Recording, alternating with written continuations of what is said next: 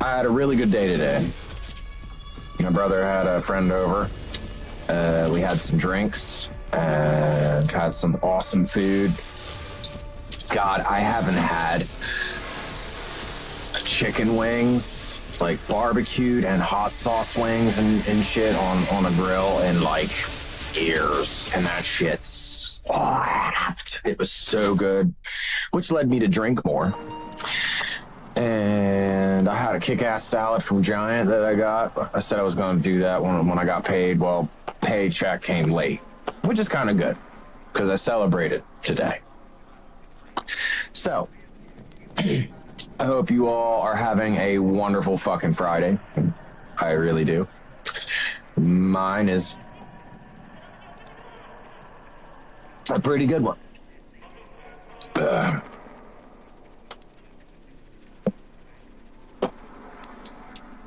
Every episode that I start, I always hit you with the, oh, wrong side. Yeah, I'm drunk. I need to switch that up. Check out W.GG.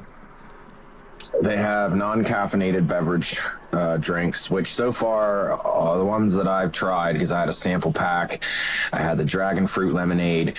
Shit slaps. I still have plenty of it in the tub downstairs. I've only used probably like 7 scoops, maybe 8 out of it. They say on average it's about 30 servings, which is a scoop.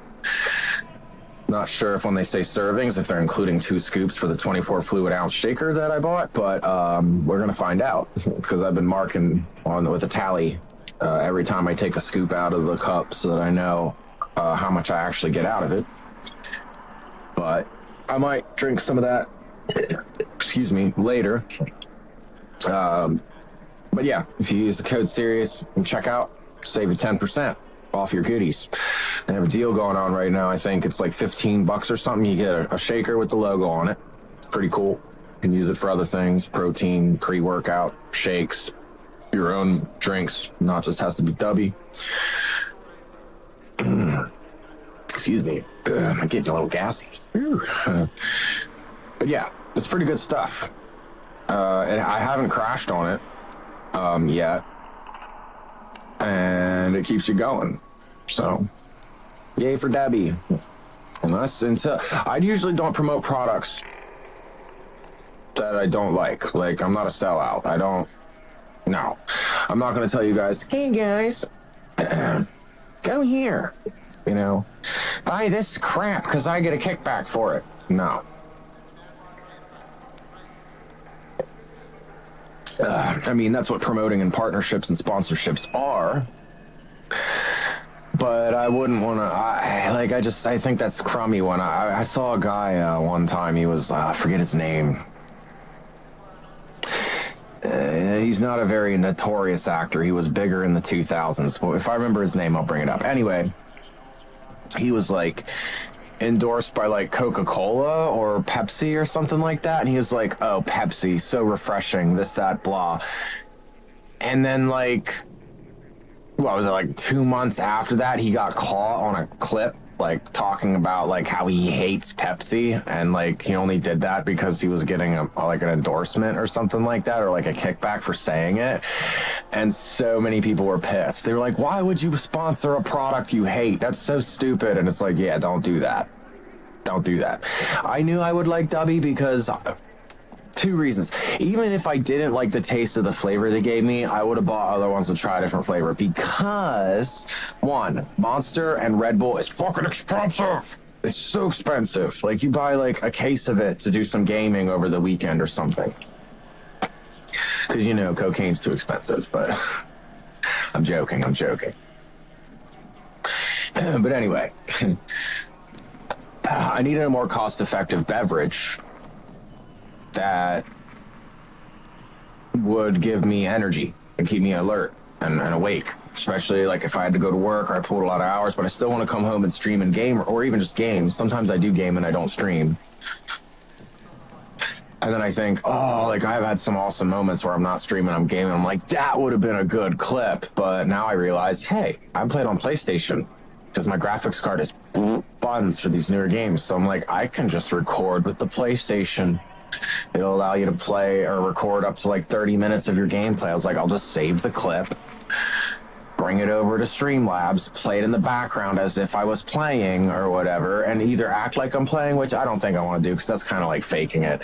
But I might put that there and put like a thing off of me. It'll be like, yeah, this is when I was playing this the other day. Check this out. And I think that's probably how I'll do it. Kind of like commentary on my own gameplay kind of a thing. And once again, I hope you're all having a wonderful beginning of your weekend. I usually am a weirdo. Well, I shouldn't say usually. I'm a fucking weirdo. But normally, I hate Fridays. Especially when they're not paydays and you get paid bi-weekly. Oh, I hated that. That was like, oh, great. I got a weekend coming up, but I have no money. Great. You know, so, but Saturdays were always like, yeah, I don't got to go to work today. But then you end up having to do your laundry and make your bed and do dishes. And if they're wound up because you were lazy drinking the last 3 days or whatever, you know what I mean? So then you have to catch up on your home life that day. And then Sunday's kind of like I can take it easy. Just relax. But you can't. Not really. Because you know, as the evening comes in the back of your damn mind, you're going, don't forget you have to set your alarm, you have to wake up tomorrow, and don't forget you have that thing that you have to do in the morning, and you have to go to HR and talk to them about this, and you also have to call this person on your lunch break because you need to schedule or whatever for your doctor appointment. But you see what I mean? So Fridays suck and Sundays suck, and Monday through Thursday totally sucks. Until you clock out and go home. Then it's okay. Because you know you got like 3-4 hours until you can go to bed and rest. And man, when I was a kid, that's what I guess the older generations when I was in elementary and middle school are always telling me, like, you don't know how good you have it. They were partially right, but they were partially wrong because school sucks. Especially when you're being indoctrinated with that crap where they're like, you have to accept other people and their beliefs. It's like, no, I don't. I don't have to accept that. Just like they don't have to accept my Christianity. I don't know. You know what I mean? It goes both ways. It's a two-way street. And you don't have to be, definitely don't drive on the left-hand side of the road when you're supposed to be driving on the right-hand side of the road. If you know what I mean, you know what I mean. But anyway, I digress. People want to drive on the left-hand side of the road and say, that's just the same as on the right. No, you're heading in oncoming traffic. Well, that's my right-of-way. What? Huh? What kind of dope are you smoking? I need some of that. Anyway. You know the dealio. Like, comment, subscribe. I just started messing with some of my, some of my Discord stuff. And I've been looking at some stuff that I can copy paste as templates to open up different chats and different levels of moderation, which I didn't know was a thing in Discord. Apparently, I can create different levels so that the more often you're in there, or not just the more often you're in there, but the more that I can delegate responsibilities to certain people in the server, it will unlock certain things, and the more people that boost my server will unlock different things that people can do, mainly in the text chats. I'm not sure if that's something I really want to get into yet. The biggest thing I want to get into is being able to connect gamers with one another and giving them the option of having a premium Discord chat that they can utilize for just chatting while they're gaming. And it could be anything from MMORPGs to first-person shooters like Battlefield 6, which is what I've been playing a lot. Anything. You know, I kind of want it to be like a serious gaming thing. I don't want it to be a Battlefield 6 only because I said no. I'm more liberous than you think that I am. I come off as like this alt-right Christian right-wing conservative, you know, like person, but I'm really not. I'm actually very centralist. I do believe in the Constitution and human rights. I do believe in those things. But when you step on somebody else's, when you infringe upon somebody else's, just because you want to be accepted or blah, blah, blah, blah, blah, blah, blah, blah, blah. We're not getting into the details because it almost got me banned the last stream that I did. Don't want to get into it. I mean, this is very stupid. But I'm very liberous. I don't care if a person commits hate speech. The platforms that I stream on, they do care because they have what's called legal liability and they can get sued for allowing it. So what it really comes down to is not their morality or their honor. It comes down to this. That's all they really care about, trying to protect that. But anyway, I'm more all about freedom of speech. If you want to talk dumb stuff, you can talk dumb stuff all day. It just means that I'm not going to listen to it. I'm going to change the channel and move on to something else I'd rather watch. I see streamers saying stuff sometimes I don't like, but I don't report the content and go, that's hate speech, blah. No, I just go, you're dumb. And I move over and I move on, you know. But some people out there got to be Karen police of the internets, keeping everybody safeguarded away from anything that they don't believe in. Get real. You're gonna need a parachute pretty soon, sweetheart. If you know what I mean, you know what I mean. We didn't start the fire. I love that song. Every time blame gets casted on like Christian people or white people or any of that, and I go, we didn't start the fire.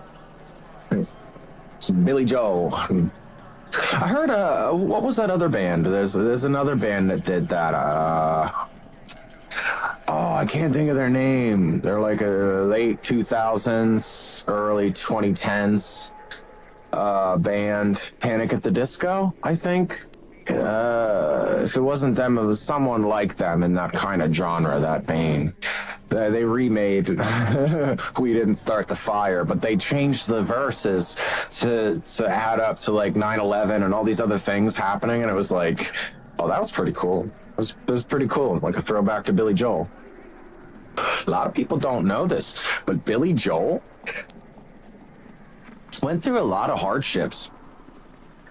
When he was trying to make his music a hit and he was doing his albums and stuff, like, he made it kind of okay in the beginning, but he almost lost everything, and he was pretty much homeless for a little while, and yeah, he was very depressed and had a lot of troubles, a lot of problems. But look at him now, baby.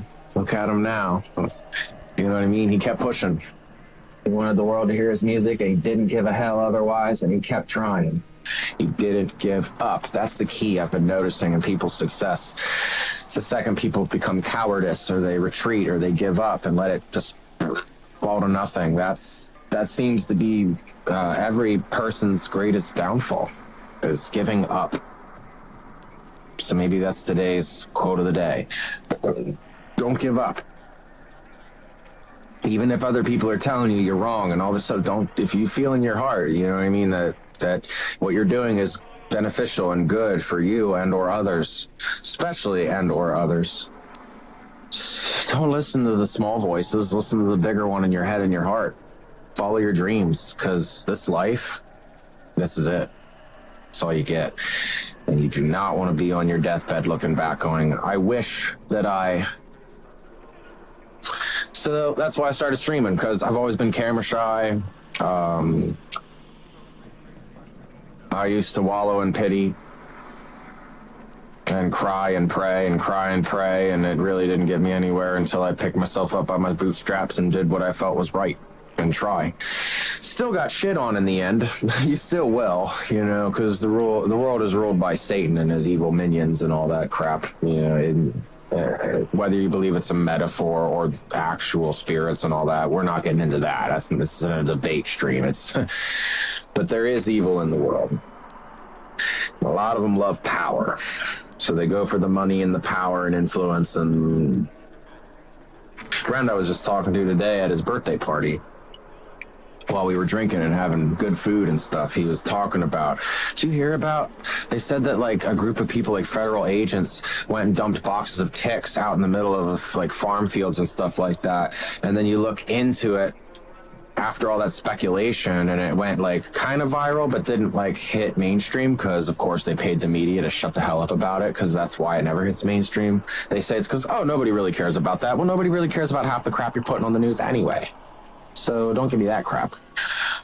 Yes, I'm a conspiracy theorist. I don't believe the earth is flat, but I do believe that Bill Gates and Donald Trump and all the wealthy men in the world and the globalist elite, I do believe they have nasty plans against humanity, because anything that kills people off and retains their social security wealth, and they can dip their hands into all kinds of stuff, stuff that we don't even know about, that I don't even know about, that they do, because they have so much money and time on their hands. They can formulate these plans against us while we're busy trying to keep the lights on.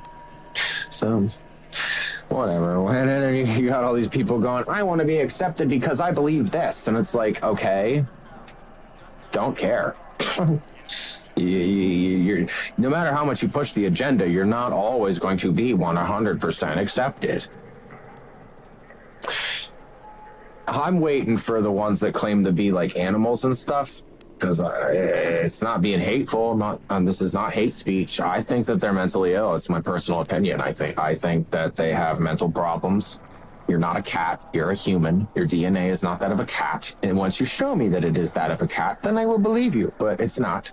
So to get past that point, if you're a cat, or you identify as one, then I guess you're subjugating yourself to willfully dismissing your human rights, which means you don't have human rights. I'm waiting for a judge to bring that crap up.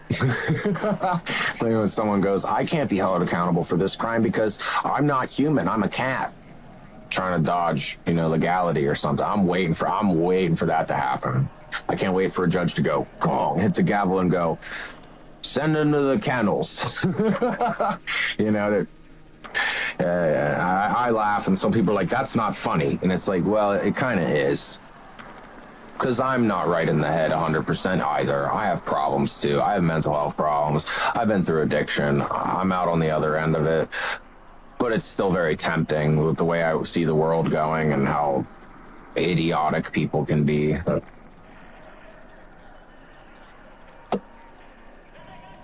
And they're focusing on these little things and little problems, societal problems. We got economic problems and political leaders doing terrible things to children problems. And those aren't the top of the list right now. Like, if back in the late 1800s, early 1900s, the people of this nation in America heard that officials were doing the things they were doing in Epstein Island and who was on that list, and whether or not they were, I can tell you right now what would have happened. I think we both know. I don't have to say it because I don't want to get in trouble for hate speech, but all political leaders would be in big trouble. Big trouble. The kind you don't wake up from,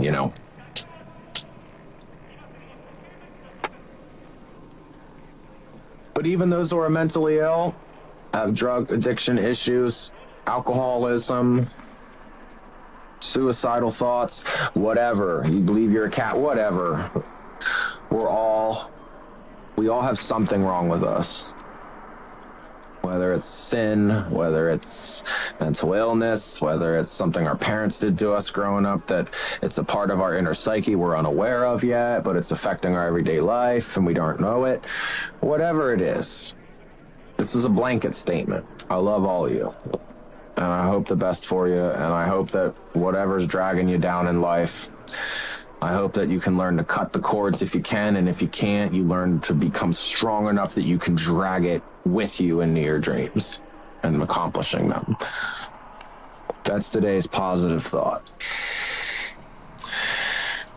But yeah, now I'm sitting here drunk, kind of wondering, should I even try to play Battlefield? Because I'm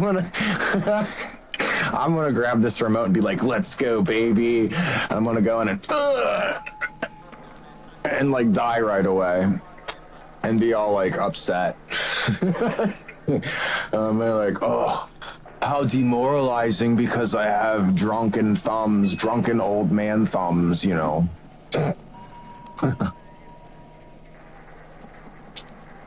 Anywho,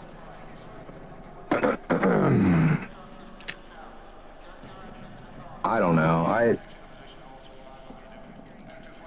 What's this now?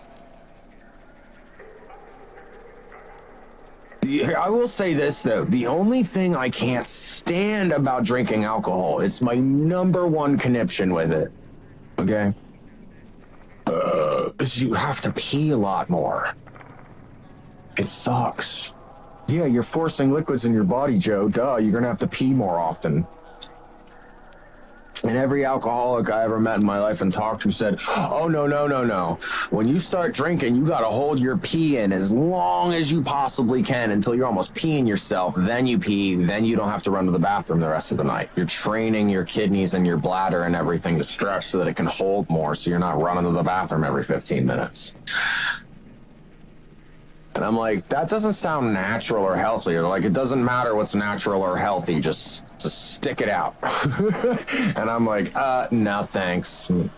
You know, no, thanks. I'll just have to pee more often, I guess. Sorry, I'm like rubbing my head a lot. Because I'm looking at myself in my webcam and I like cut my hair.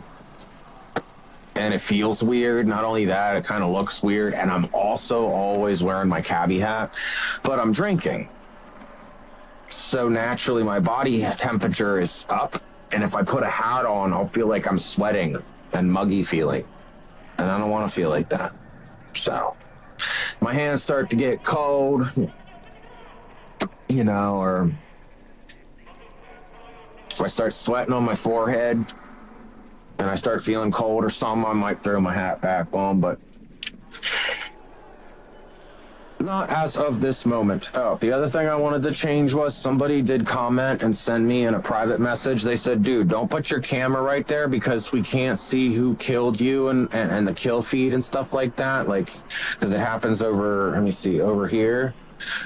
That's like right in this whole like area right here. It's blocking off their name, who killed you, this, that, blah. And I'm like, yeah, but that should be like up here. Like, you'll see who I killed or who killed me in the feed up there. They said, well, the quality of the video is not so great, so sometimes we can't see their name, this, that, blah. It'd be better if you put my webcam up that way, up in where the QR code is. And I was like, that's where I used to have it. But then someone complained and said, don't put it there because then I can't watch you and what you're doing. It's easier if you're like towards the middle, but it'll down a little bit and off to the edge. So I put myself off to the edge. Well, then you couldn't see who was talking in my chat. The golden letters in my party chat would be behind my webpage. And I'm like, ugh. I can't make all of the people happy all of the time, don't you know? So any advice from any of you guys on where I should put this webcam on the screen? Cool. I've seen people do it in different locations. I feel like this is fine. Because this is not an area you're really going to see me confronting with enemies. The gun is like right over here and aims kind of almost in that direction and comes up in the center of the screen. And where I'm at is kind of like what's directly in front of me below my shoulders. They're not going to be on the horizon. Like, so I might move it more over this way in the corner and then move it up just a little bit, kind of where it was before. I've seen some pro streamers put it in that general area. I heard there's another streamer or whatever that was taking somebody else's pre-recorded videos and was paying them like $50 a video or like $30 a video of like RedSec and stuff, and putting overlays of their name, like using AI to change what their name was on the screen to their gamer tag. And I'm like, really? Is that true? Because that's pretty nutty, man. That's pretty nutty. I gotta go down the hallway real quick and use the restroom. Really sorry. It's the drinking. It's as I'm drinking, I have to pee. It's just a thing that happens when you're drinking.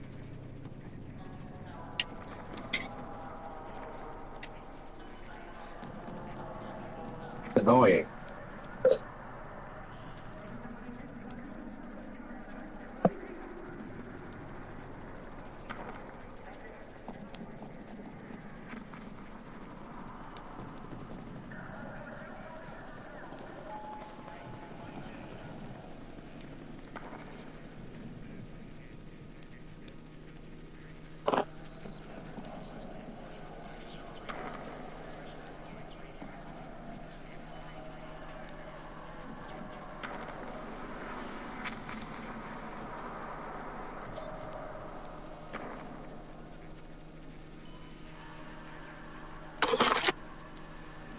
Something else that when I'm drinking or when I'm smoking weed, I don't know about you guys, but these are like just amazing. I don't know why. Oh, but they're just so addictive. They're so good. I can't help myself. And it's not even like I'm hungry thing. It's like I must taste this.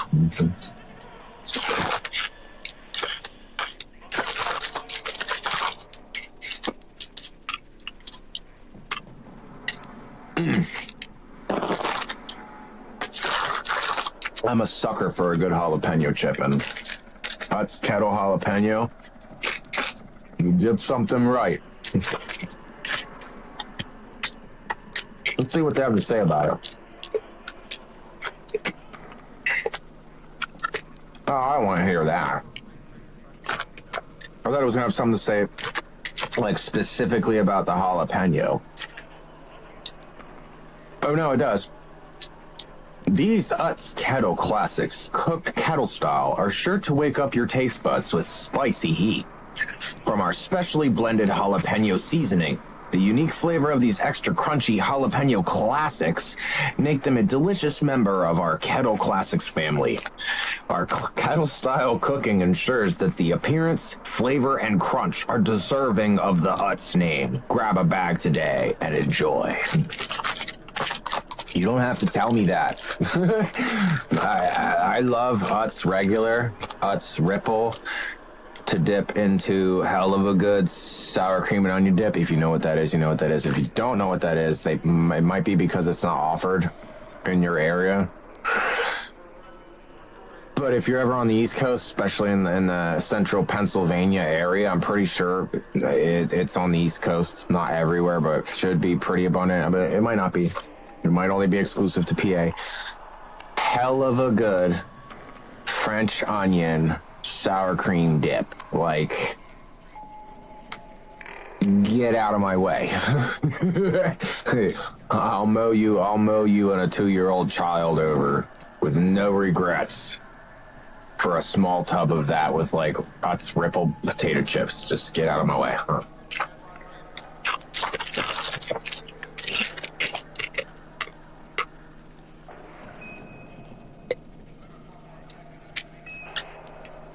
Personally, what I've always found good with potato chips is when they use peanut oil, specifically. They mix it with safflower, sunflower, blah, blah, blah. But if they make a kettle potato chip out of lard, oh God, like Grandma Utz potato chips, get the hell out of my way. Because that's my all-time favorite. If you get me a family-sized bag of Grandma Utz lard kettle cooked potato chips, barbecue, mind you, is my favorite, but you can get regular. But if you give me barbecue and then get me like a family-sized tub of sour cream and onion dip, I'll love you forever. No lie. Like, I'll be like, oh, I love you.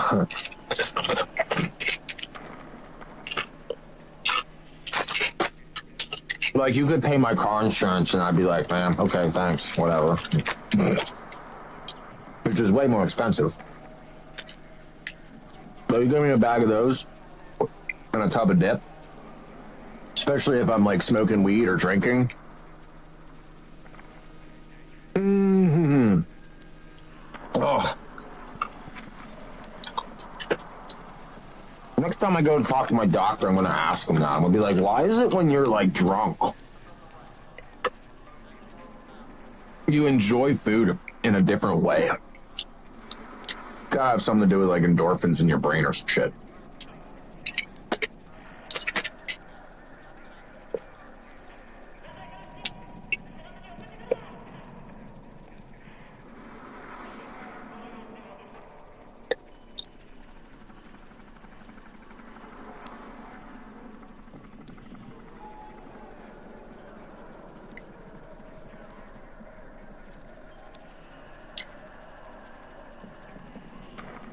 I knew it. Right after salt is sugar, then dextrose, then jalapeno pepper and spices, then onion powder, garlic powder, dehydrated bell pepper, which I tasted that in there. I'm a sucker for bell peppers too. One of my favorite home cooked meals is stuffed bell peppers. Oh, rice, beef, cheese, some tomato sauce on the outside of the peppers. Put them in a glass, like casserole dish. Throw them suckers in the oven. Oh. Sorry, I'm like, it's weird because when I'm stoned, I'm like, I could eat something. I got the munchies, but I'm like too lazy to make a good meal. But when I'm drinking, I'll be like, I'll go make all this. I'll do it all. I'll grill steaks, steam shrimp, do shish kebabs, which is something else I did get when I went grocery shopping. I said that on my last stream. I was going to get some kebabs. I got some kebabs. Oh, I got stuff to make them. I got green peppers, onions, red onions, mushrooms, pineapple, which because I wanted to change it up. Custom cut. It's Angus beef, but it's the tender part of it, cored out. It's not as much like fat, like on the outside. They cut the fat off of like steaks, like ribeyes and New York strips and stuff like that. They'll cut the hind fat from the outside of the meat off. This is just like whatever the best part is of that cut in squares, like right down through like a big cube of it. So I'm going to cut the cube into quarters and then cut those quarters down in the halves and make them little cubes to put on a skewer. So I'm going to do barbecued pineapple, barbecued green pepper and onions because they cook about at the same pace. And then I'm going to do a skewer of shrimp, 2 skewers of beef, 3 skewers of chicken.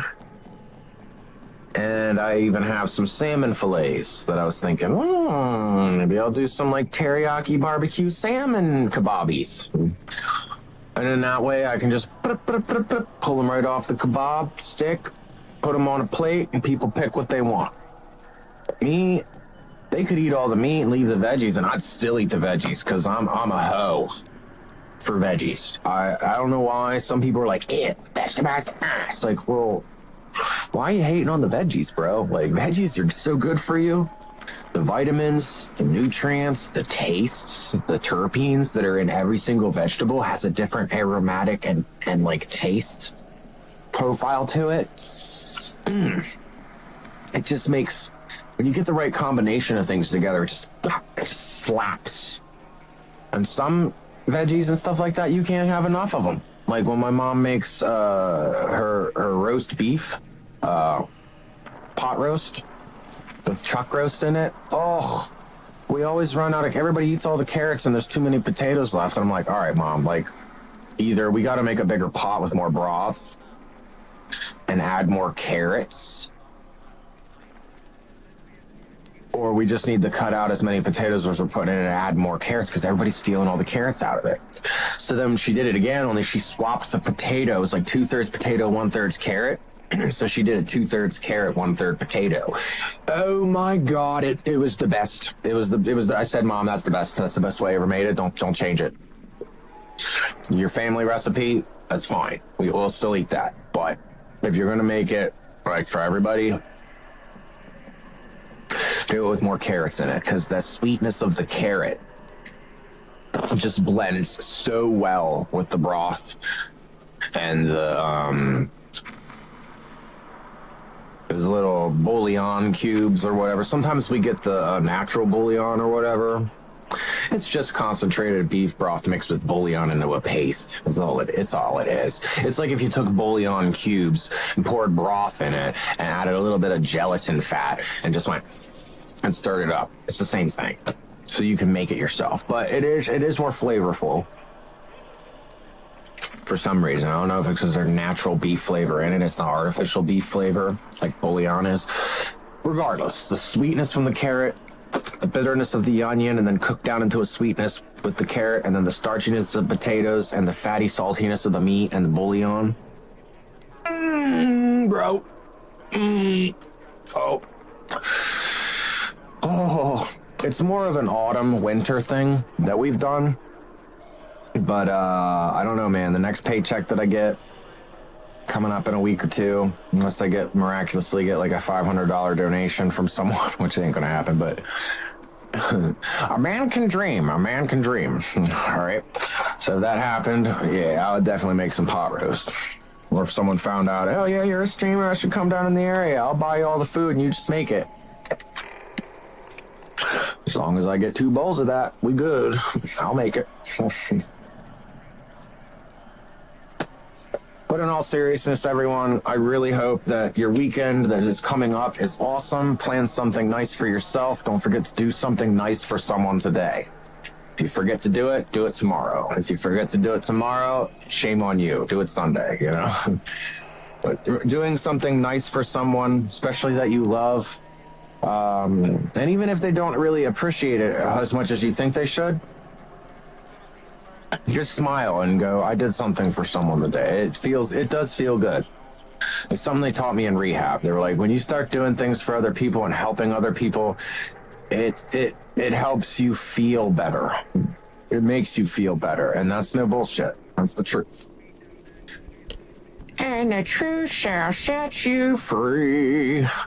Yeah, I'm drunk. What do you want from me? I'm on my last legs. Or is it last leg? I don't know. Once again, I'm killing brain cells over here.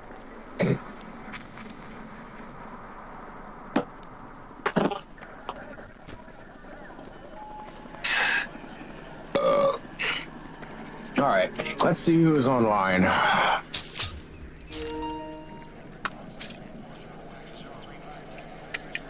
War School's online playing real Battle Royale in game. T-Sesh Kush 420 is playing Contaminated.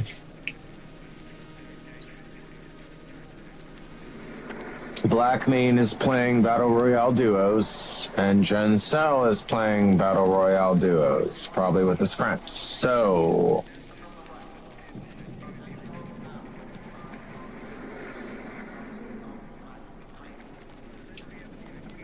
Suave Gaming ain't on right now. Apparently he's been off for 3 days, at least.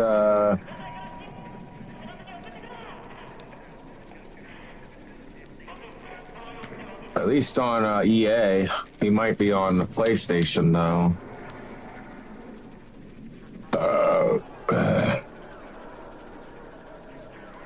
Want to join? We can play quads. Oh, that's when I should have read that. We should not be playing quads.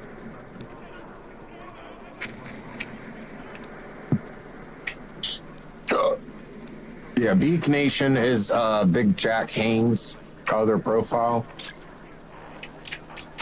He's a pretty cool dude. I met him about a month ago, just streaming, playing on here. And the experience was pretty surreal. He was willing to communicate. He wasn't completely retarded, like I am, you know.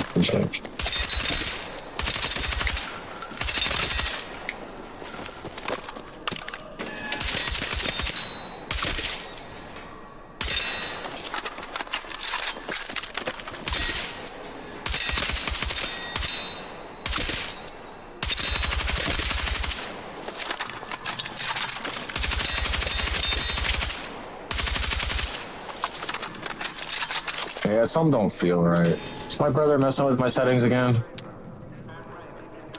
Stop messing with my settings. 36, 28. We need to turn that up to like 31. Wait, no. 29. No. 30. We'll put it at 30. And then that we'll put down to 34. Field of view, we're going to put up to 105. Because I'm tired of people saying, what's your field of view at? And they're like, that should be at least like 110. And I'm like, what?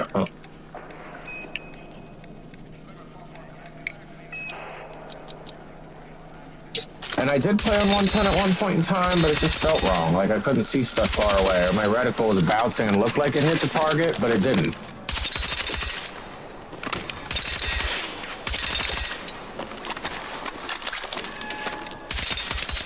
Yeah, see, these targets appear much further away. And I don't know why you would want that field of view to be so ridiculously huge. Because the default that they give you, and how the game, I think, is probably by the developers made to be played, is... yeah, 90.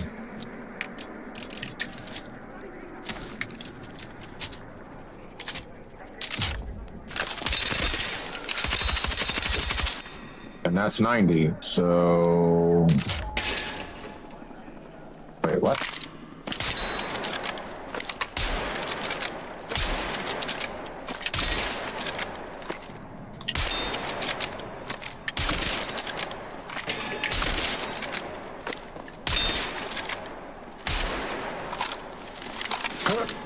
It took a little boop shot. Boop, beep, boop, boop.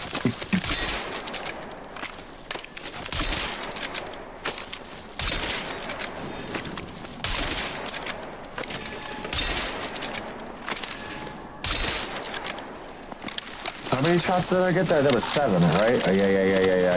I did put the extended mag on this because I was tired of running out of shots after like 5 shots.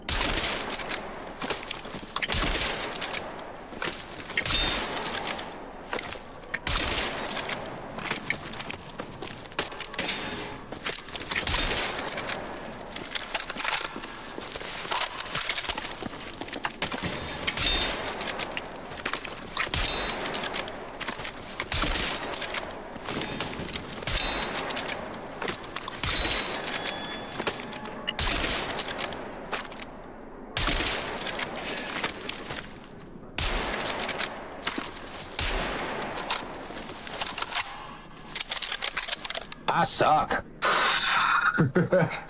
I really wish my audio wasn't cutting in and out on this damn remote. Oh, other good news. I ordered 2 new graphene audio drivers, 40 millimeter, 32 ohms. Don't know the difference between 32 and 35 because Astro said theirs are rated at 35, but mine's 32. I think the higher the ohms, the more sound it can produce. It's its resistance level, so it needs more juice to push the amp, speaker from the amp. I don't know. I could be wrong. I might be totally backwards about that, but I got 2 replacement drivers that are at the same size and approximately the right ohm resistance. 2 of them, so that way I can do both sides if one side is a little messed up. Mentioned that in one of my previous streams. Also got a replacement battery, so I can replace the speaker and the battery and the right ear cup that's damaged.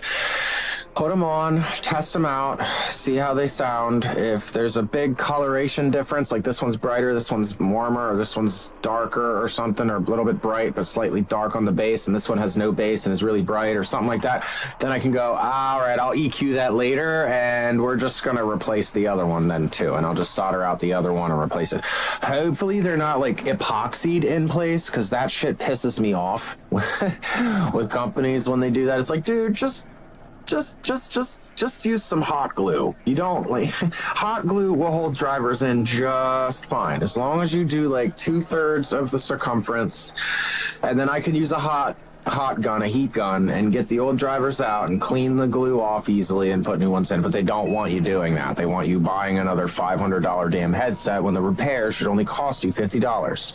Tired of corporate. Tired of their bullshit. Maximize sales. Maximize sales. Buy me a yacht, please. No, we're sick of your crap. We have to work too hard for our money. Piss off. Get smarter, people. Don't keep giving them your money just because mommy and daddy are rich. You know who I'm talking about.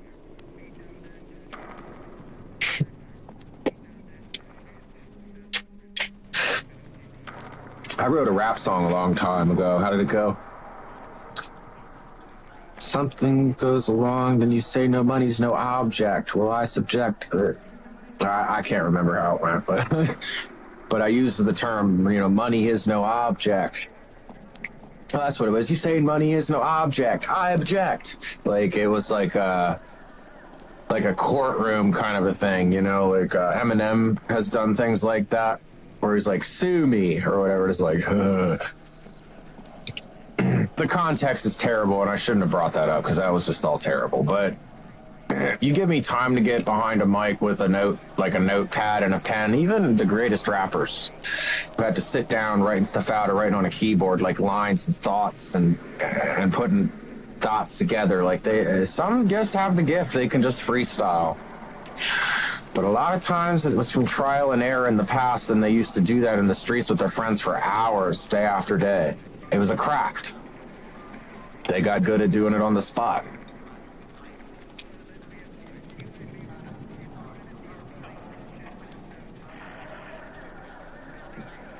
There was something else in here that I was supposed to be watching or looking at. And I can't remember what it was. Because I'm stupid. And forgetful, and I have ADHD, and it sucks. That's right, kids, I'm messed up. Don't listen to me. Psych. It's the ones that are messed up you should be listening to, because the ones that are smart enough to, tell you otherwise they're playing games with you. Because they're just trying to find a way to get famous and rich and take your money, a lot of them. I shouldn't say that, because there are highly intelligent people that are out there really trying to do good for humanity, but man, a lot of them get sucked into the devil's game. It's really sad.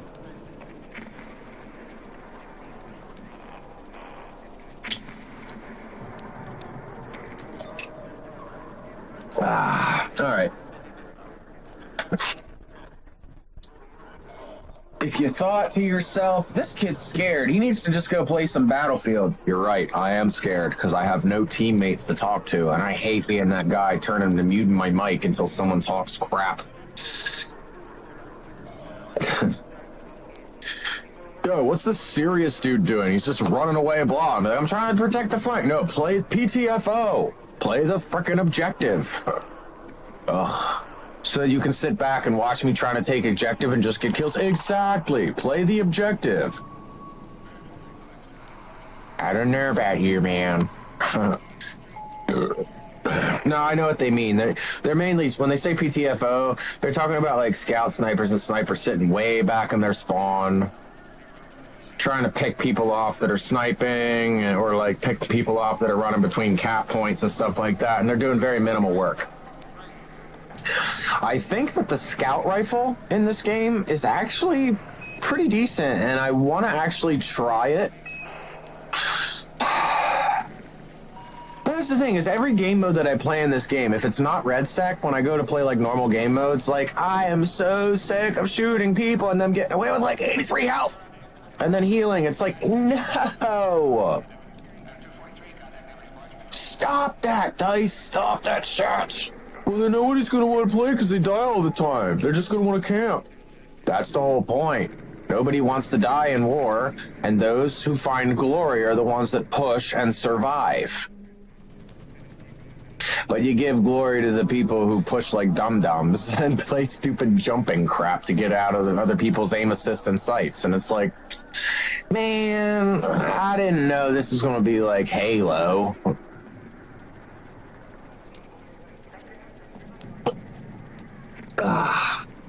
Ooh, that is literally an ice cold beer. Wow, man, that shit hit different. Oh, that was smooth, man. That's like drinking a soda.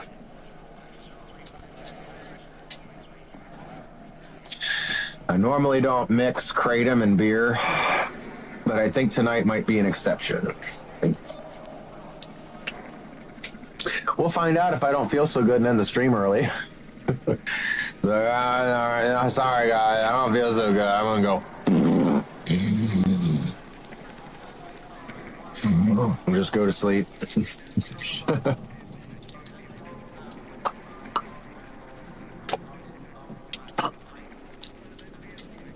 channel is rated M for mature. That means if you're under 21, don't be watching my channel, you scumbucket.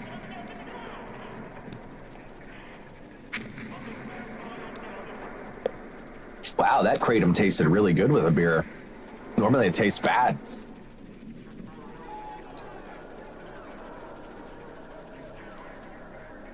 That just gave me an idea. I wonder.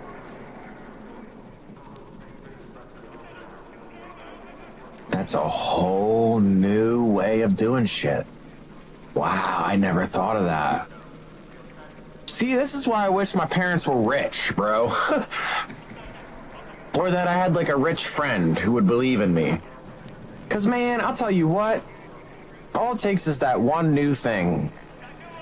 And I'm a promoter. If I knew I'd be the one making the money off of it, not some schmuck above me on the fucking pyramid scheme, I'd be traveling to every state, every district, every county, every city around me. That's called putting in the work. I'd do it myself. I wouldn't hire someone for $10 an hour to go do it for me and hope they do it okay. No. I would be promoting my own products. And I'd stand behind them too. But no. You gotta go to the banksters, the juice, you know, and go to them and go, well, I need money to promote my product. Well, what's in it for me? You know, and it's like, oh, I just don't have the money. I need the money. Oh, yes, and so do I, because I want more. And it's like, but I want to be where you're at, or get close to it. I just want to have a home that's paid off where I don't owe taxes on it, that I'll always have shelter over my head in case life is unfair to me and fucks me over, and that way I'll have a place to eat and to sleep and figure out my next step and plan. I don't want to be living out of my car just because I don't suck the PP of the pyramid scheme fuckers harder than somebody else does. That's not right. But that's the way it is. It's been that way for a long time. Back in the 50s and the 60s, things started to get better. They almost ruined the economy, and a man could go to work 40 hours a week, have a car, gas, food, house, electric, everything paid for, and have abundance, and still be able to save to have parties and take their kids to the amusement parks or go on vacation, you know, every so many months. And they could call their employer and say, hey, I'm not feeling so well. I need to go see a doctor, blah, blah. I'm not going to be in for a few days. Don't worry about it, Scott. Take care of yourself. We'll see you back in whenever you get better, man. Take care. Nowadays, they're like, oh, SpongeGar, he's not coming back. He's worthless to us because he won't grind. He won't suffer for us. We got to get rid of him. It's just sad, man. It's sad. Corporate America is what's ruining everything, too. When you had a bunch of small competing businesses, they had a competing economy. It was just so much better. Now it's like, he who has the gold and is in with the juice and the banksters makes the rules and has all the fruition. Oh, and it's like, oh, come on, man. We don't want that shit. Nobody wants to work until they're dead, man. Fuck off. You know, we have dreams and we want to see the world too, you selfish prick.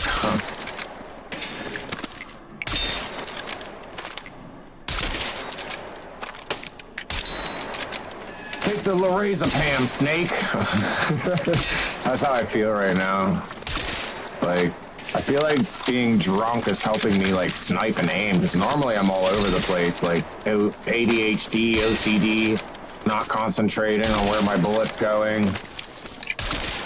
I didn't think that was going to be a headshot, and the last one was. See what I mean? I think drinking's kind of helping me in certain regards.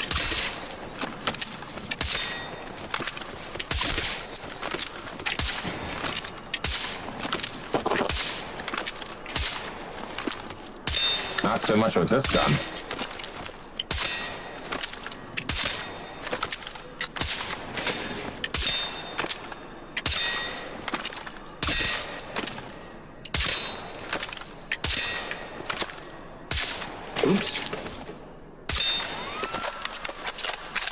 You hear that ricochet? Wow! That means it bounced back towards the shooters. They'd be like, hey, hey, hey, hey, hey. Gun safety violation. The hell are you doing? Let me see your gun.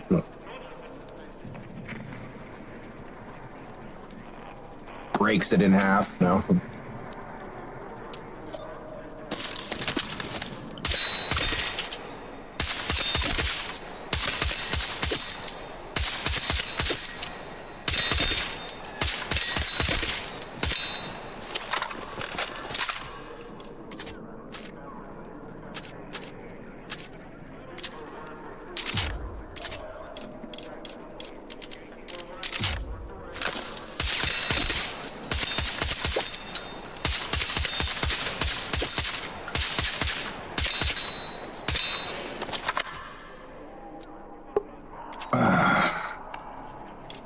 Yes, the 25-round magazine. Ah, yes.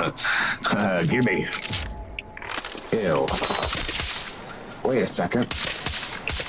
This actually ain't so bad on a gun like this.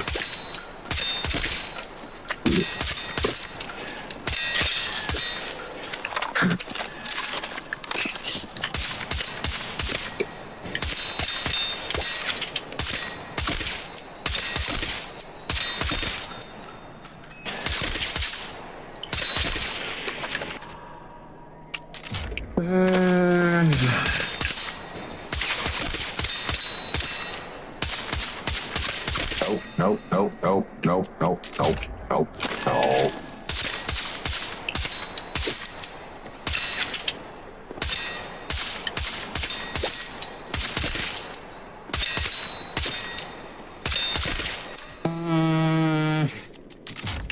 I don't know if I like that sight. Now that should have been a dome ski. That should have been a straight up slap in the face. Come on, Dice. What the hell's going on with your game? What are you doing? What are you doing?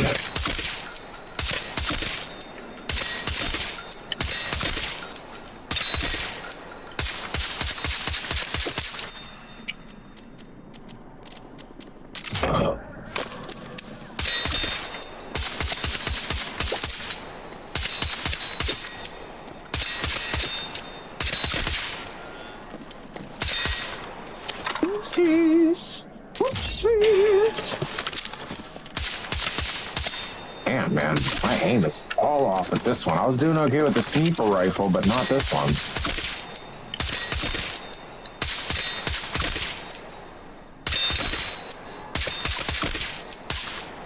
Another thing you guys don't realize is I have astigmatism. So, I don't know how to explain astigmatism. With astigmatism, a lot of times, not always, but a lot of times, your eyesight is not the same. One eye is typically more prominent than the other. Astigmatism basically means your eyes aren't perfectly spherical. They're more like oblong, diamond, egg-shaped. You know what I mean?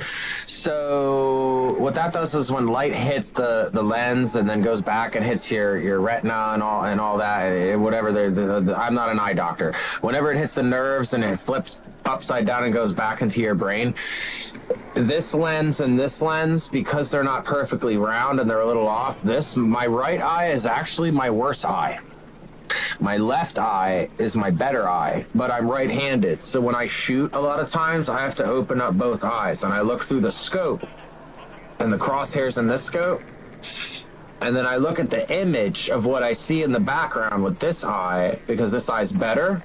And it's so weird because I can see the offset. They're not together. And yeah, you won't have a perfect onset because your eyes are not in line. They're spread apart. But when you have astigmatism, you'll see, like, instead of things just being spread apart, you'll see like this, like between the two objects. It's just ever so slight and thrown off. But I know that this eye's better. So when I put the crosshair that I see in this eye over the object that I see in this eye, I hit the target almost every goddamn time. Once it's sighted in to someone who doesn't have astigmatism, if I sight it into my right eye, it's all off. So these are little things that I learned when I was shooting. guns in real life. Now, if it's an iron sight and I don't have a magnified scope to look through in this eye and it's just an iron sight, get the hell out of my way, bro, because you're in trouble. When I shot my 243 hunting rifle without a scope on it, I had iron sights on it the first time, I hit everything dead center. And my dad was like, shit, like, are you sure did you really want a scope? And when I was a kid, I was like, I want a scope. I want to be able to zoom up on them and everything, but I have astigmatism. So actually, that's not a great thing. So I'd end up reducing the zoom and using my left eye with my right eye anyway, which was good to see because at certain distances, when you have that magnification on there, you can see every little movement of your gun, like throwing off how much you really are throwing your sight. Because when you're looking at something with an iron sight that's like more than 100 yards away, you think you are going to hit the target, but it depends on how fine point and centered your front sight is, if it's more block-like or if it's pin-like and it comes up to a pin here. If it's not pin here and it's just a block, you're pretty much on the target. And you got to put them in the middle of that block. And it's like, yeah. That's why I didn't like shooting the 9mm Beretta, because that front sight had like a fluorescent or white dot, that my dad colored fluorescent, and I hated that because the top of the sight is where you want to put where the bullet's going to hit. The white dot resembles the bullet drop over a distance, kind of underneath it, and they say put that dot on the target. No, that bullet's going to go right at the top, right slightly below the front of that sight, but not where that dot is. So if you put the dot on the target, you're actually shooting above the target. And nobody told me that, so I was missing my targets left and right when I was a kid shooting the Beretta with my dad. That's why I just went to a hunting rifle.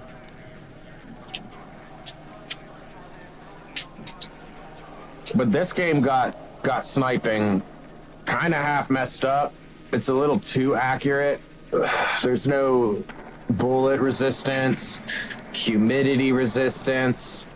Heck, even in Battlefield 3, like, you could see the trace of your round dropping for over distance, and you had to lead your targets, especially when they're real far away. You really had to lead your targets and adjust for the drop. So you had to go over in front of them and up. And people used to jump and stop and like run, jump and stop. I still used to figure out when they were going to stop and stuff like that and be like, he's probably going to stop like right here. Bang.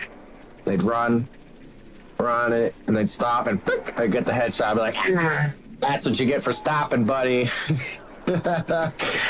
So many good times in Battlefield 3.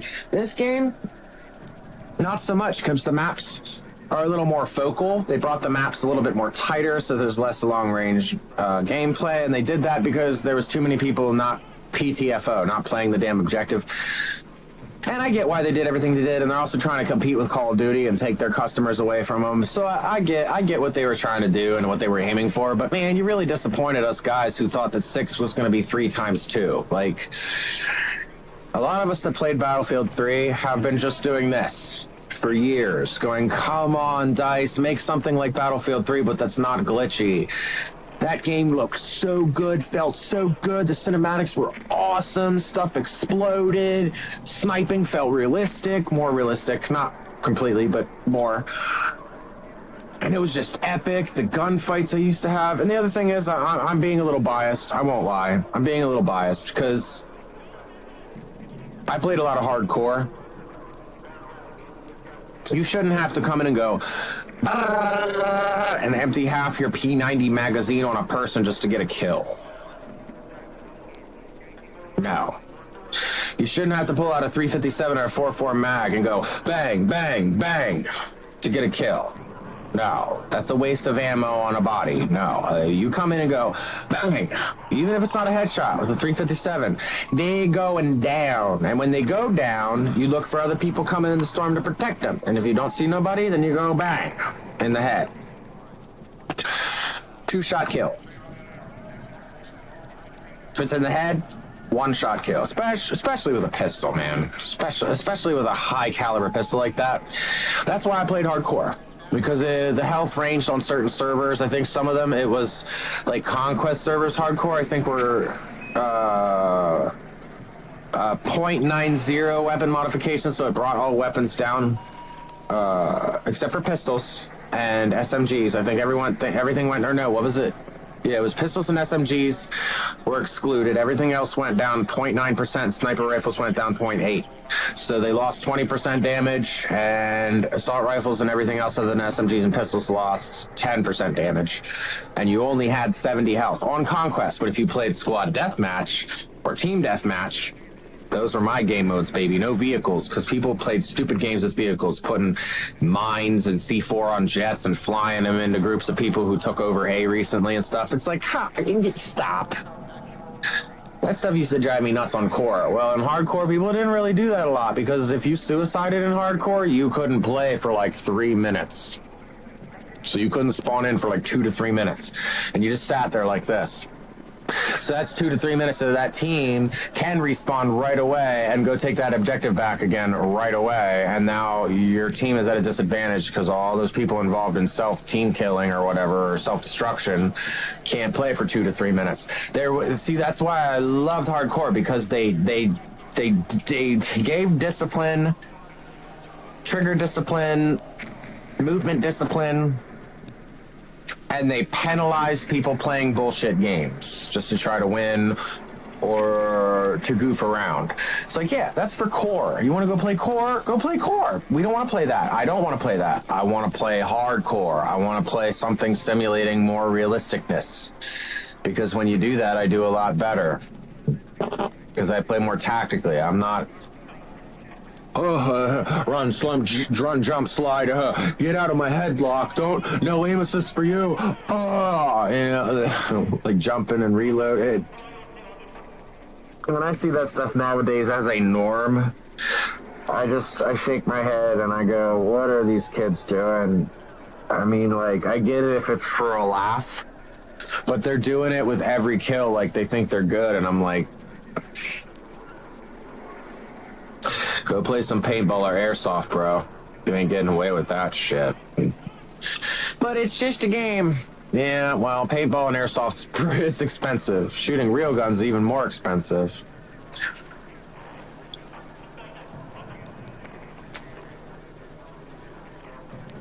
If I ever came across a lot of money, like, I got all these, like, I went to Turkey Hill today, and I got all these lottery tickets. Oh, lottery tickets, baby. They were handing out one free Millionaire for Life and one Mega Millions, and they're PA tickets, so it's not like the Powerball where it's all over the United States, which is bullshit, but whatever. Mega Millions is up to 215 million right now, and I think with a Millionaire for Life, I think it's $1 million dispersed over a year for like 20-some years. So it's 20-some million dollars over time, which I would love that. Hell, I'd take that. Because then I could work a part of a full-time job and live the life that I want to live. I could still have a job, feel like a productive member of society, pay my taxes, but have extra money and live the American dream and be able to have a business on the side. Like, I want to have like a sports emporium on crack. I want to have a place where people can go and amuse themselves and have tons of fun. Just you like a go-kart track where you have to sign a waiver to drive. You get hurt, it's because you're dumb. Instructional videos for people who have never done it before and aren't registered. They have to watch the video, and then they have to go through a training simulation of the actual race to see if they can even handle the power of the car in a simulation. If they can't handle that, you're disqualified. We'll give you your money back. But I also want to have like outdoor and indoor CQB and outdoor sniping, long-range battles and stuff of airsoft. I would love to orchestrate and be involved in the rules for that kind of stuff. If I could afford all that and have my own place to do that kind of stuff, I wouldn't play Battlefield 6 anymore. I wouldn't need to. Because I'd want to work with people and show them how actual like gunfights happen and how to play tactically. And that you're probably going to take bullets eventually. You're not going to live through it all. Chances are you're going to get shot. But if you play smart, you have a chance not to. And it really comes down to how you play, how they play, and being smart about the whole thing and training people on that. A lot of people are dumb as hell, and they don't understand home defense tactics. They don't... they just don't get it. They're gonna be like, I'm gonna be like Call of Duties. Give me a 308 so I can hide in a corner. I'll just kill anybody who comes in my way. Dude, they're just gonna throw a fucking tear gas or a gas screen up there to knock you out and then come up and clear the room. You gotta be able to move and make shots, and you have to know, and you have to be able to improvise. Like, it's not like the video games, man. But I'm poor, so I can't afford to do all those things anymore. Are you serious?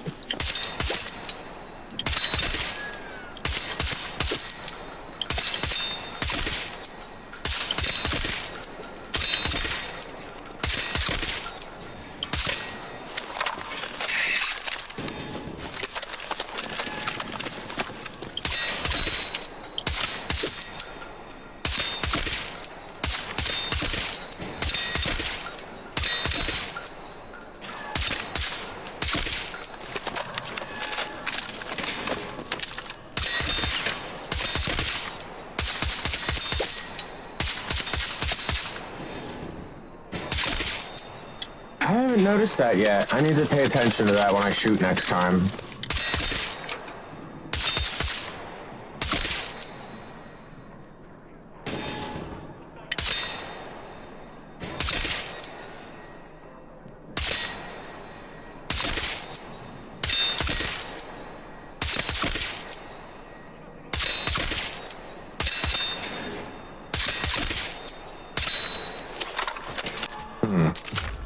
I don't know, I feel like, I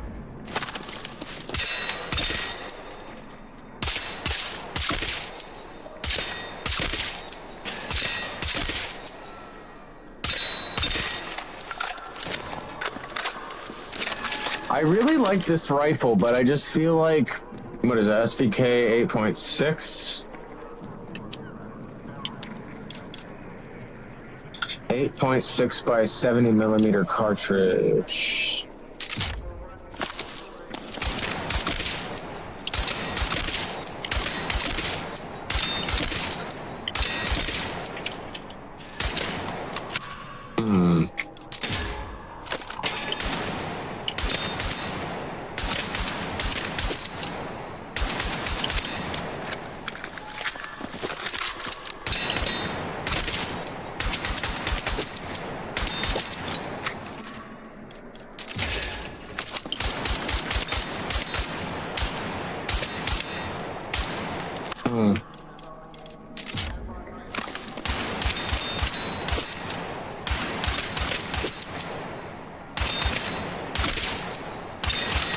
Why any rifle of this caliber or higher requires you to hit someone 3 times in the head is beyond my understanding.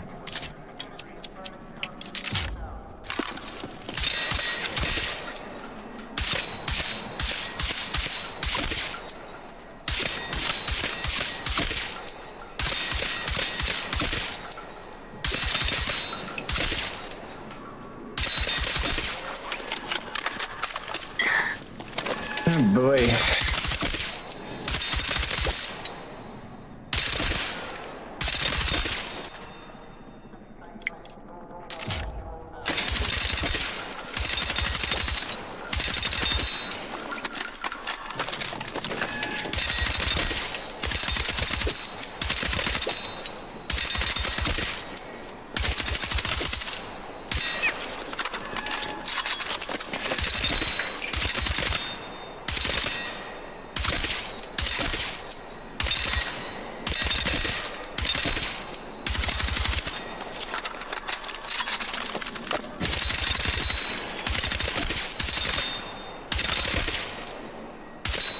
Really?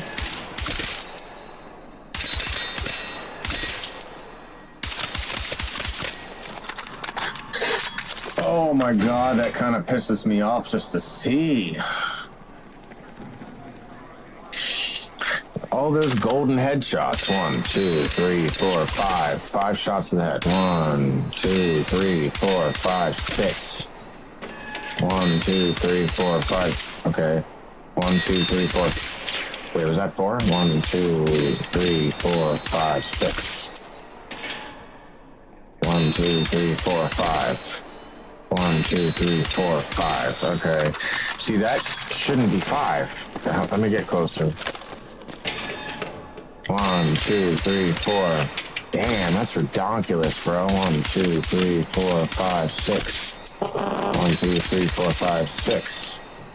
1, 2, 3, 4, 5, 6. 1, 2, 3, 4, 5.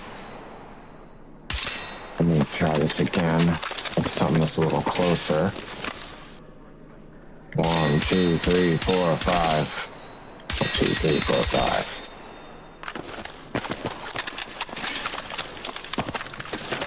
1, 2, 3, 4, 5. That's bullshit. 1, 2, 3, 4, 5.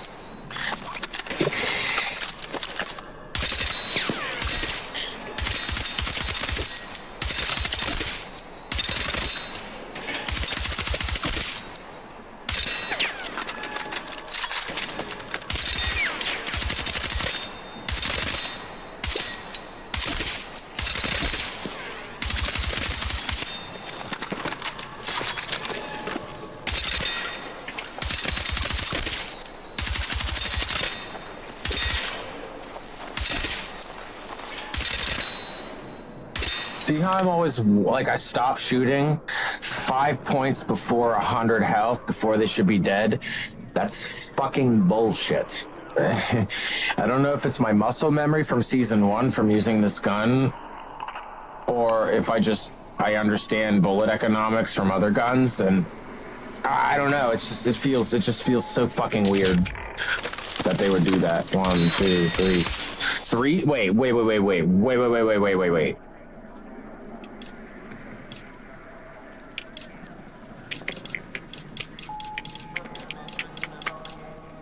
No way.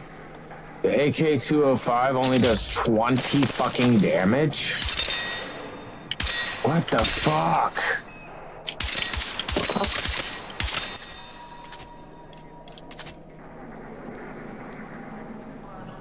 It ain't no wonder everybody's saying, no, don't do that.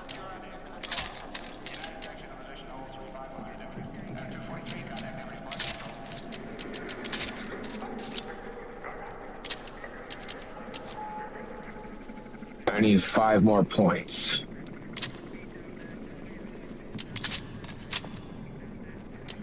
Let's do a 36 round. Was that a 36 round fast? No. I'll put a mag catch on it. Actually, you know what? I didn't try this yet, I don't think. Put a trigger on it. Hollow points. I'll put a 25 suppressor on it instead and see what that feels like.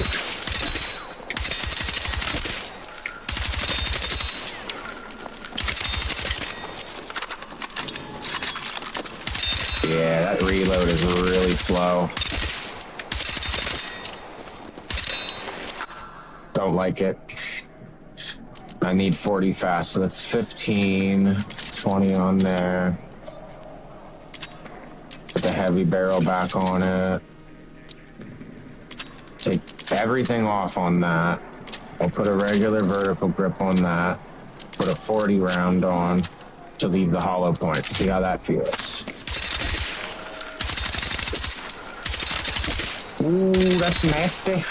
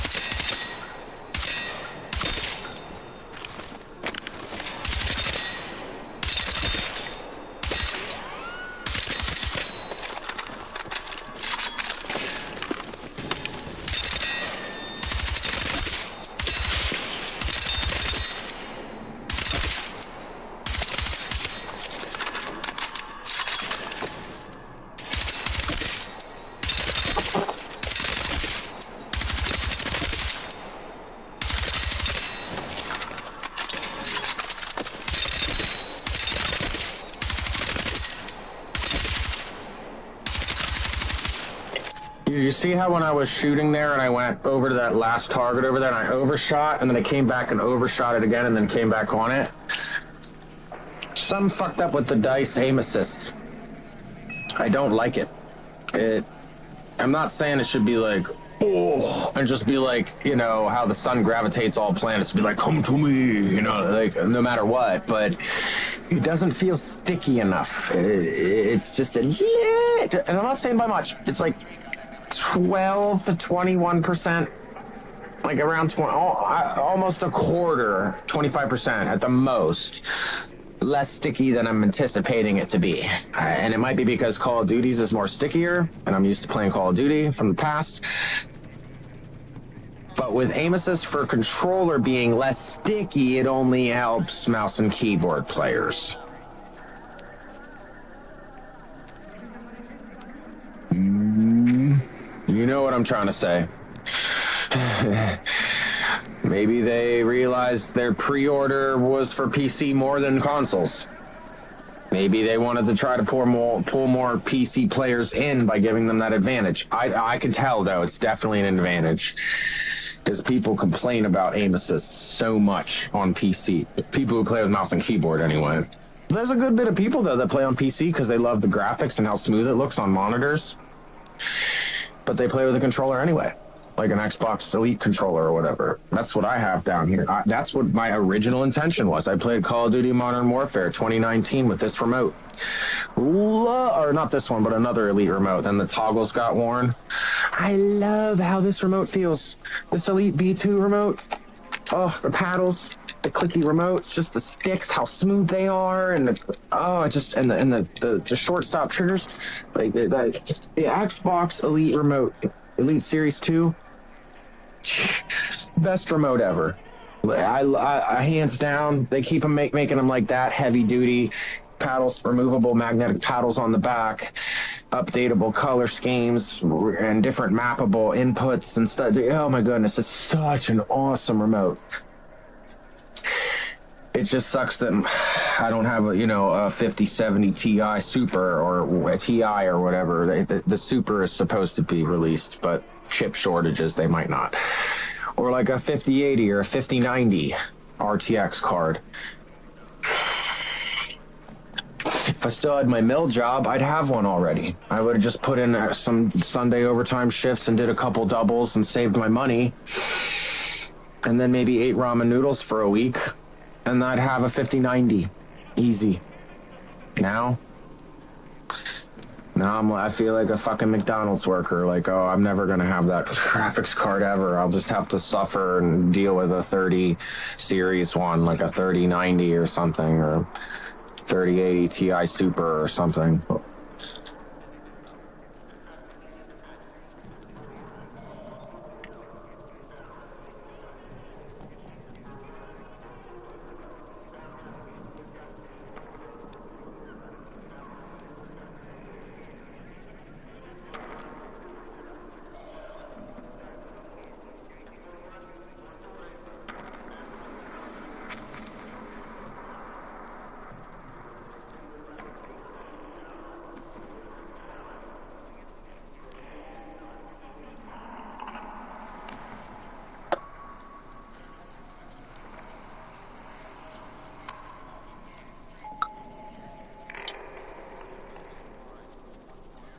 Alright, I guess I'm almost done with this beer, so I'm gonna crack another one and then I'm gonna go get my ass whooped.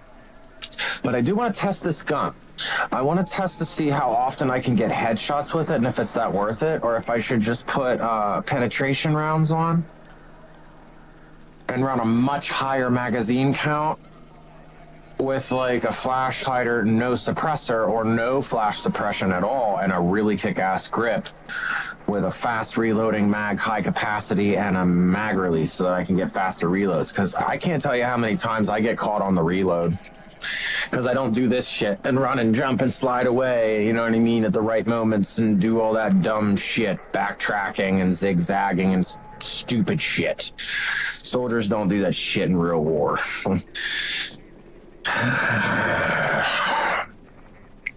And I get that nobody's ever going to really play a game, even hardcore, the way they would in war, but they get a lot closer when you give them a lot less health. So if you run out and just go, and die right away, the next time you spawn, you're going to go, where are they? Oh, shit. And then, and you get hit and half your health's gone. You're like, yeah, that's how it really goes. Yeah. Another thing they added in this game that I didn't really like, and I thought it was cool at first, but I don't like it because of how much health they give you, is frangible wounding. That shit's dumb. If it was hardcore, I could understand that, because then you could cook a frag and finish them off and get them out that fucking camping spot. But on core, you're just giving somebody with a mouse and keyboard all the more reason to push up on you because they're using frangible rounds and then know you're not healing. And they have like a crazy amount of health. It's just ridiculous. 20 damage headshot. That's just fucking ridiculous. I'm sorry, it's ridiculous. 30 headshot, 33 damage base damage on high recoil, hard hitting carbines and assault rifles, 47 to the head, 51 to the head up close. But these sniper guys don't want to hear that crap because they're like, no, I deserve to hit you in the head and put you down right away. And if not, then I take you for at least 60 to 80 damage. The next hit, no matter where I hit you, is going to be a kill. It's like, but it's a fucking rifle round. Comparable to what is in an assault rifle. It's why there's so much recoil, because it's full auto. Why are you doing this to me? You hurt my soul dice.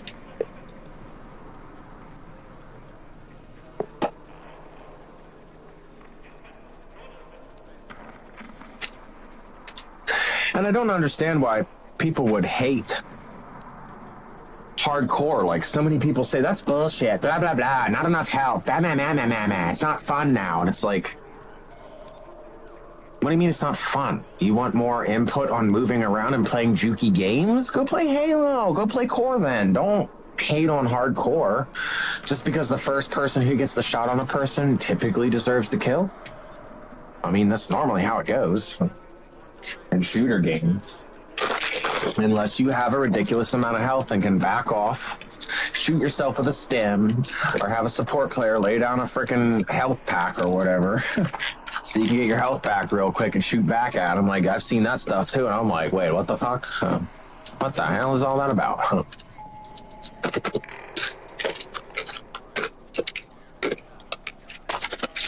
Another one of my favorite snacks.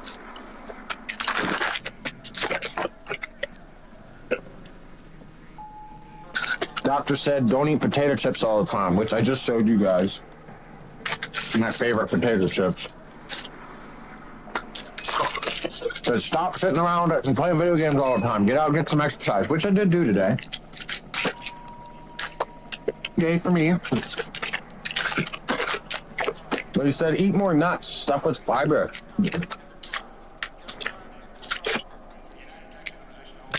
These things are addicting, man. It's so good.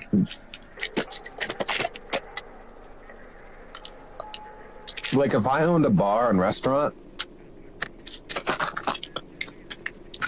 these are what I'd put in a little dish up front instead of peanuts. I like to do that because something salty makes you want to drink more, so it sells more drinks. Give them these. Dude, super good for your heart, super healthy, full of fiber. These are the smokehouse ones, but they make like wasabi flavor. This is like beef jerky kind of flavor, hickory smoke salty. They have like lightly salted, heavily salted. I've seen like, I think 1 or 2 other flavors other than wasabi, which I want to try that one next. I just love these so much that I don't want to buy a bag like this of wasabi and end up eating a couple of them and going, nah, this just makes me want these. Yeah, when I told him I was eating almonds a lot more, my doctor, he said, "Oh, really? What kind?" And I looked at him and smiled. He said, "Oh, you're eating some bad." He's like, "What, are they covered in candy or something?" And I said, "No. A Blue Diamond Smokehouse." And he said, "Oh, that's not that bad." He said, "The salt is, though. The salt is what? The sodium." He's like, "Look at how much is in there." And I looked after I bought these 150 milligrams for every 28 nuts.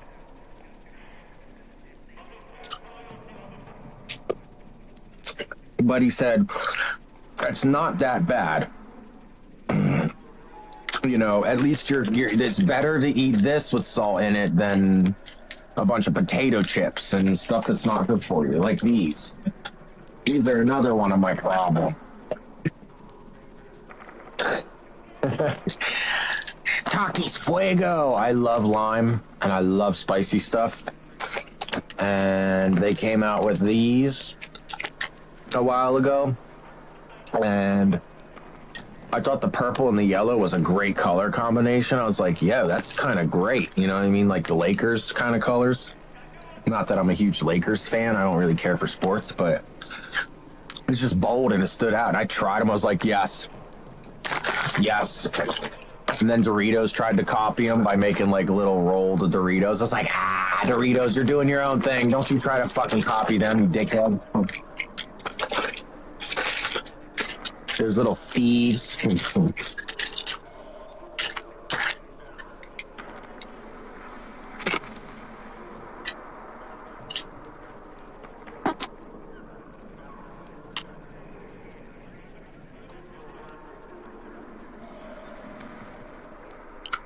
I'm sorry, I'm drunk and I'm munching. Oh.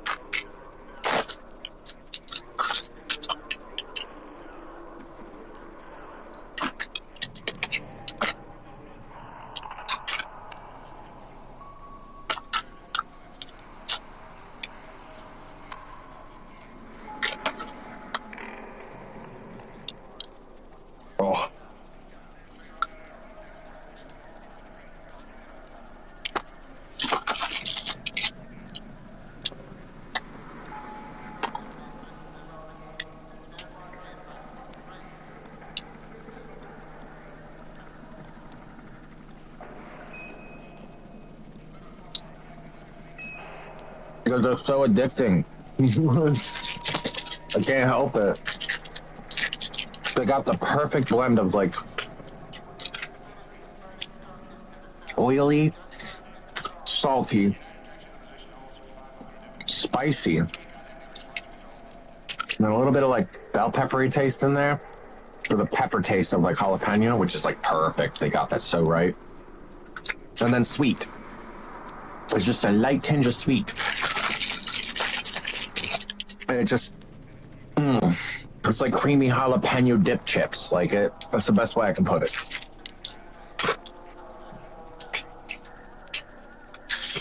I have a problem. I like snacks. Yeah, and I'll be getting drunker as the night goes on. And then I'll be sitting in my bed going, oh my God. Fuego, Taki Fuego. I'll have like an orange ring around my lips when I wake up in the morning.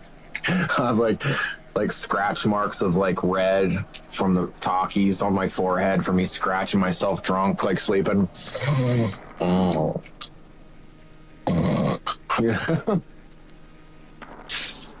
You know what the cutest thing in the world is? Is when you're a girl, like, I haven't had a girlfriend in like 8 years now. I miss my fiance so much, but I fucked that up and she left me for an abusive dickhead, so good for her. Anywho, when I was with her and I loved her and everything, like, I think the most adorable thing in the world was when we'd stuff our guts till we were full and she would lay there just like, and like half snore and just look all retarded. I'd be like, oh, you're so adorable.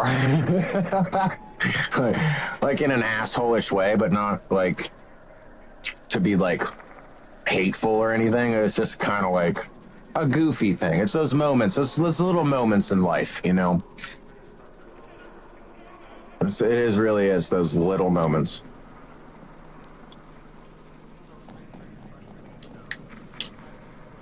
And you can't really cherish them too much because then you live in the past and you're not living for your future.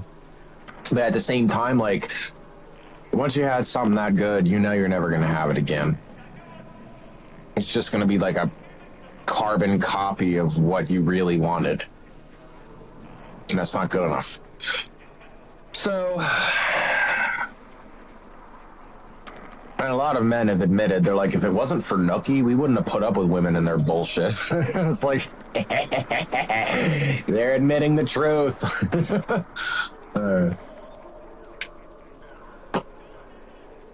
A lot of people don't like to hear the truth. The truth hurts. Even men. A lot of men don't want to hear it.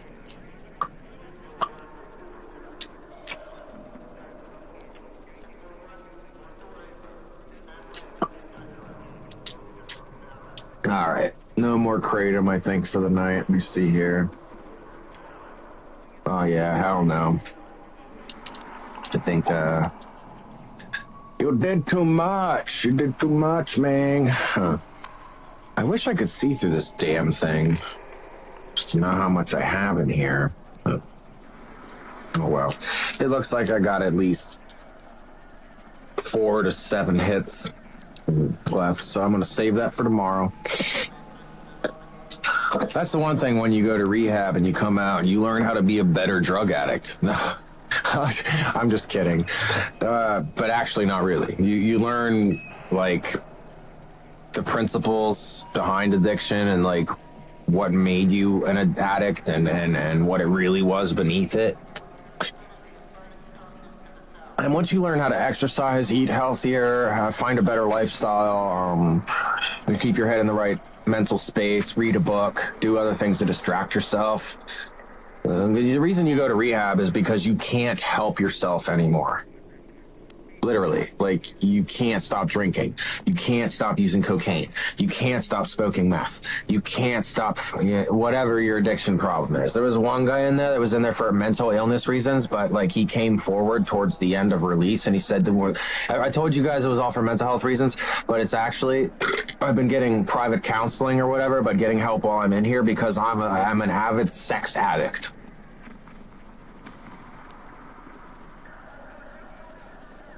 And I was like, what? That's a thing?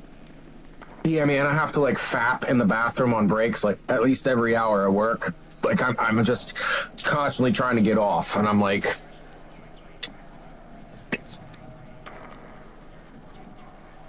okay.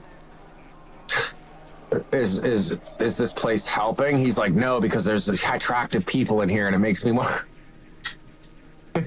And I started laughing, and then he told me I was one of them, and I'm like, oh, okay, so he's gay. Ugh. Like, I'm heterosexual, so that's no bueno for me. You want to be gay, that's fine. Don't fantasize about me. That's not cool. I don't want to know that I'm in your head. No, thanks. But I understood, you know what I mean? Like, and I told him, I said, I'm not that way. And he was like, oh, well, you kind of maybe acted like you were, so I thought I'd ask. And I'm like, no. I act that way because my father was never home, so I don't know what a masculine figure was supposed to be like, except for an abusive, absent father, alcoholic. So I gravitated to my mother, and I picked up on a lot of her attributes and how she acts and how she talks about things. So I have, like, feministic qualities, and that pushes a lot of females away and brings a lot of gays my way, and it's just so fucking annoying.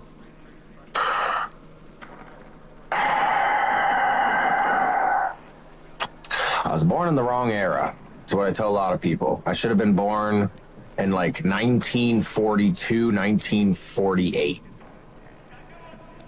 That way I could have been in the 60s in my prime. I would have understood what people went to war through and came out of the hardships right into the golden age of America. Yeah, that to me, that would have been the time to be alive. There was always problems everywhere in the world, every generation. But that generation, with the swing and the bebop and the hustling whiskey and the prohibition, coming into the disco and the cocaine era, and then getting to see rock and roll become born as I got older. Yeah, man, that would have been my era.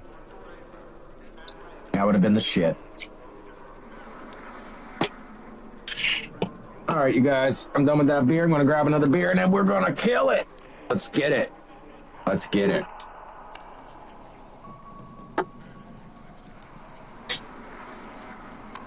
Let me know in the comments, how's you guys Friday going, man? Like, no, and my comments are dry as hell. I do exist. This is not a pre-recording. It is 10:53 p.m. Eastern Standard Time. It is, what? January, February, March, April, May? I guess we're getting our April showers late because it feels like April, but it's May 8th, 2026, 10:53 p.m., people. Let me know what's going on.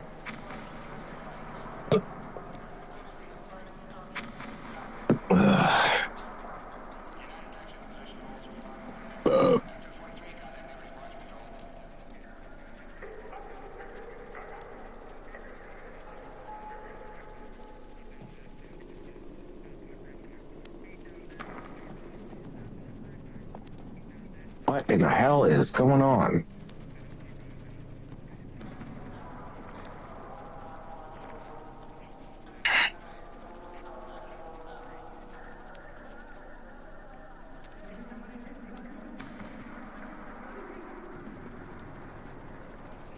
I didn't know everybody on TikTok was just like flagging crap left and right. Like, what is going on here?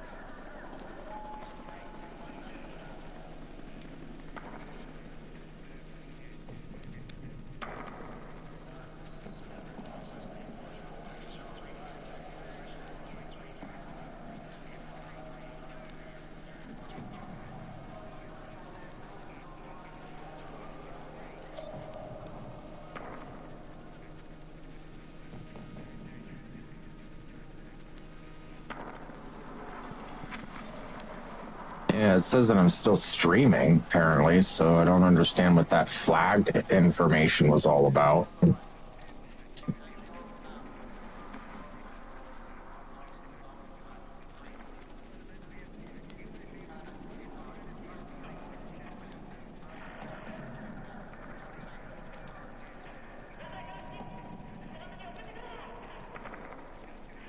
It's like, if you don't fit the narrative of what everybody else thinks should be acceptable or believed or whatever, then you're a segregist bigot, like, and you're not allowed to say certain things. That's gotta be the dumbest thing I've ever heard.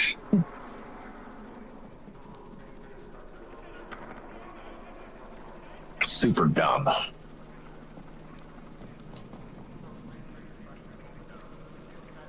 The greatness of America was not founded on people keeping their mouths shut or being silenced. It was like people like Martin Luther King who stood up and told you this shit is wrong. And when I click on TikTok and X.com and all these other things, I click for adult content only. And if you're not adult enough to not click report because you're saying something I don't want to hear and I don't like and I can't handle it, then you shouldn't be on the internet. You should be going to the library and getting educated on how things were in the past, how people were treated, and how far we have come. But reversing that on everybody else who doesn't follow what you believe, that is the same oppression that Hitler was trying to push on the whole world. Yes, it was more segregate to his finite beliefs against a certain race of people and all that stuff, but there were other things behind that too that he wanted to change and make the whole world a certain way, and that's not right either. So I can be wrong, but until you have conversations with people about why you think they're wrong and have factual basis and proving points and historical facts and circumstances that you can like use other videos of like people's testimony and what happened to front your arguments, then you're in a fallacy. You're in an empty argument. You're in a nothingness zone. You're making crap up. You want to live in fantasy land? Cool. I live in reality. I know how the world really is. It's cruel and it is unfair. And people that keep thinking like that and want to keep taking people down for what they have to say, then you're no better than Hitler.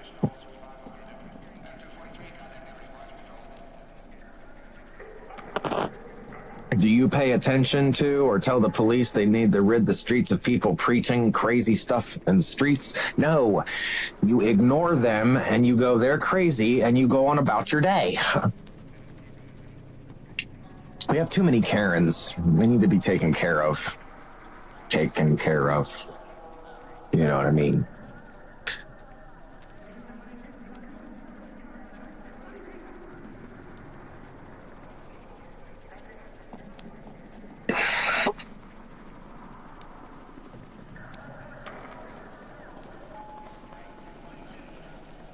Ugh.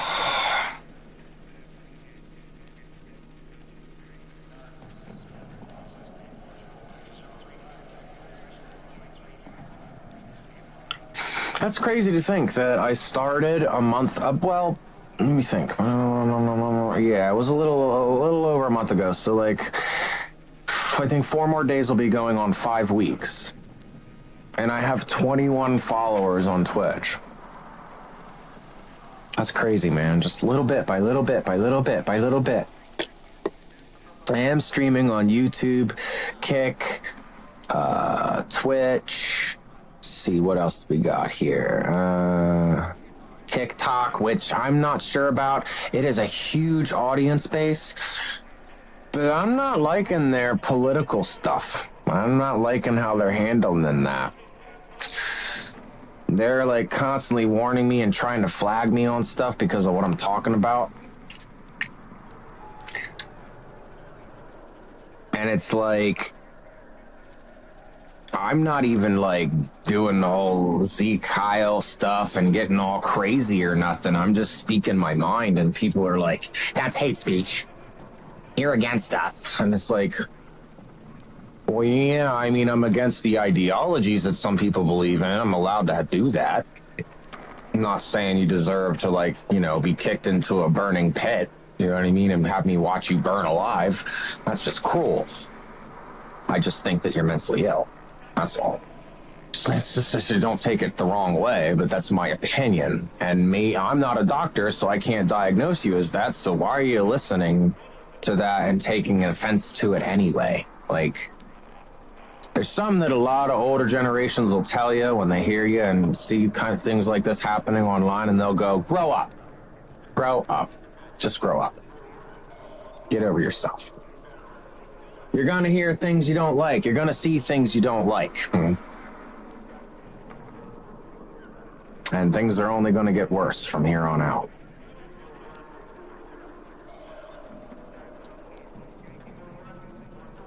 I want to know what that book was. I think it was called Of Mice and Men. If I'm not mistaken. That's kind of where I feel like we're kind of transcending into, only instead of drugs, they're pushing like narratives on what people want to hear to make them feel safe. But that's kind of like Soma, which was considered a drug in the book that they would give to people.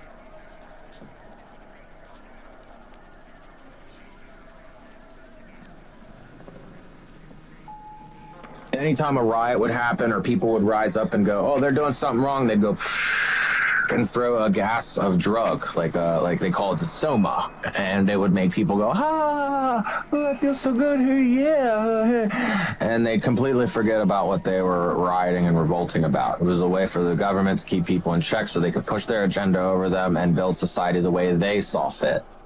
Sound familiar? And that's okay. You keep pushing the world that way, and you keep thinking you're going to get your way, and you're just going to push the world into its own demise. So, That's all right. To me, I laugh at it deep down. I try to warn people about it and stuff, but they don't want to listen. They just, want to have sex and pretend that their life matters. And there are good people out there that do things that in their life does matter and impacts other people. Their daily work and the things that they do to help others. Awesome. Like my counselor in rehab, won't say her name. Awesome woman. At first when I met her, I thought she was a pretentious bitch, and I was like, yeah, I don't like her. But then I thought I shouldn't be that way. I shouldn't think about people that way, and I shouldn't judge people based on their color. She's trying to help me. That's her job. So I opened up to her and I told her what I felt, and she was like, okay. Well, she's like, you want to know what I think about you? And I was like, I really don't care what you think about me. I mean, I do, but I don't. So go ahead. I mean, it's whatever. And then she told me, she's like, I think that you say you think you're a narcissist, but you're not a narcissist. I think that's all a front, because deep down you really do care, but people treated you like shit when you were growing up, and your family life was messed up. So you created this facade of yourself and I cried because she had me figured out, and I was like, she's like, that's why you treated me like crap at first and were judging me, and then you turned around and opened up to me, because that's not who you really were. That's your defense mechanism. We all have one of those. Yours is very unique, though. And I was like, okay, well, how do I fix that? And she went on this whole spiel. She's like, it's not going to happen overnight. It's something you're going to have to work on like anything else.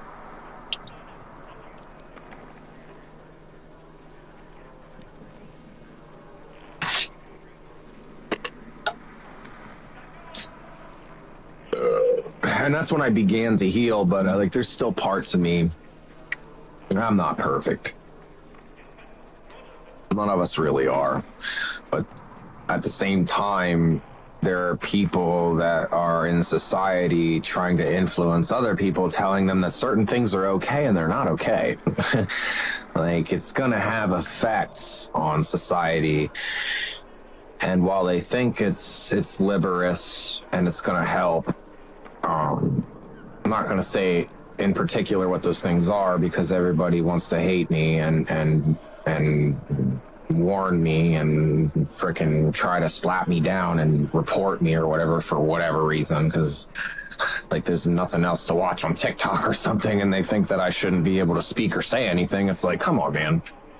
I think everybody should have a voice. But people are going to gravitate to the voices that have reason, make sense, and have something to contribute, or a viewpoint, or a understanding. And there's going to be different groups. There's always going to be neo-Nazis. There's always going to be hate groups and gangs and pastors trying to tell you that your way of life is wrong, and certain people of certain sexual orientations telling you that it's okay to be a certain way when it's not. And I mean, then there's certain circumstances where it is, but most times not. When I say that there's certain reasons why it is because there's a reason for why it is. But if there's no reasoning behind it, and it's just, well, this is how I feel, so therefore it is. There could be some backstory to that. So that's why I say don't read a book by its cover, and don't take everything at face value. Okay?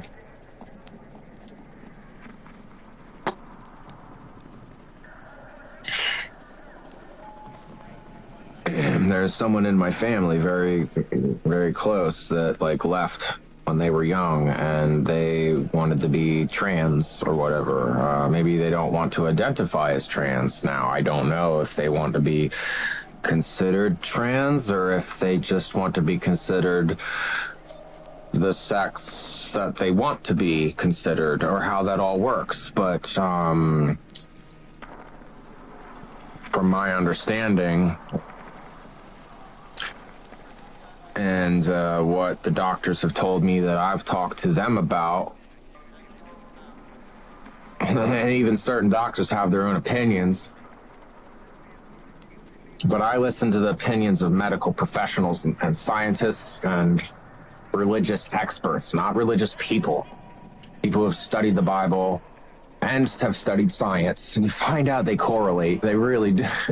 People love to hate on a white male Christian trying to say that, you know, religion isn't wrong. They just love to do that. Right. But I think the Old Testament was wrong. I think stoning people to death for blasphemy and being a whore and stuff like that, I just believe that's why Jesus had to come back. You know what I mean, as God, and do what he had to do to die for our sins, because we're imperfect and we're never going to get it right. We're messed up. We all have our vices and our problems, you know? And that's the part I understand, but what I don't understand is when people justify their stance because of how they feel versus the truth. That's what gets on my nerves. Because the only reason it gets on my nerves is because I care about those people, probably more than they even care about themselves, but they care about how they want people to view them more than they care about how they treat themselves. Of course, that's injustice. That infuriates me. If you're happy, be happy. But then I find out those people who like want to be accepted for what they are and blah, blah, blah, they're not happy. They're just trying to find other people that are on the opposition to what they believe and try to tear them down and tell them that they're wrong. But it's like, you're you're not the normality. You're something different. And so there's more of you coming up, but still not a majority. So, and it's very evident that mental health issues are on the rise, because you look at how many, especially white men, are just killing themselves. They don't see a future. They don't see anything good. Women don't stick around in relationships really anymore. They hop, skip, and it's just sad. I know 3 people that have in my life that have committed suicide, man.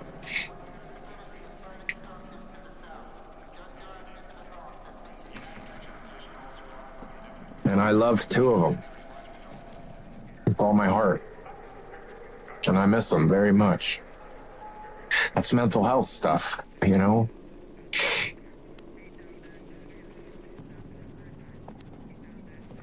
That's why I get angry and why I say the things I do, because my understanding is that that's what this stuff is.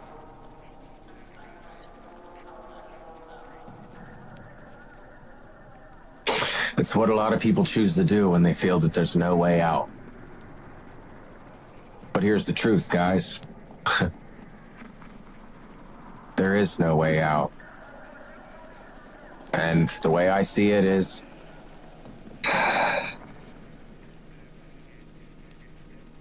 we all gotta go someday anyway. Nobody gets to live forever here. Everyone must die the first death. So, why give up now? That's the blockade that I hit every time I get my brain goes dark. And then I think about the people that do love me, that do want the best for me, that still see me trying, you know? I don't want to let them down either.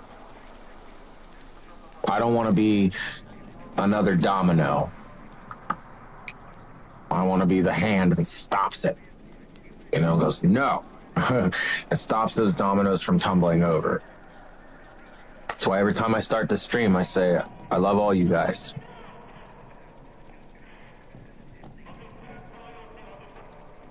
Just because I disagree with you doesn't mean I don't love you. It just means that I think you're wrong. And just as much as you hear that come out of my mouth and you feel that I'm wrong, that's your opinion. Duh. But the problem comes down to the point where people go, no, that's fact. And there's no factual statement or basis. They just tell me this is how two other people feel. Feelings are not fact. They're not. In your head, they can be, but they're not. Your reality can't be everybody else's reality. It just can't. You can try to force that. You can try to cancel culture everybody that doesn't agree with you, but all you're doing is building a prison that makes you look more insane. So,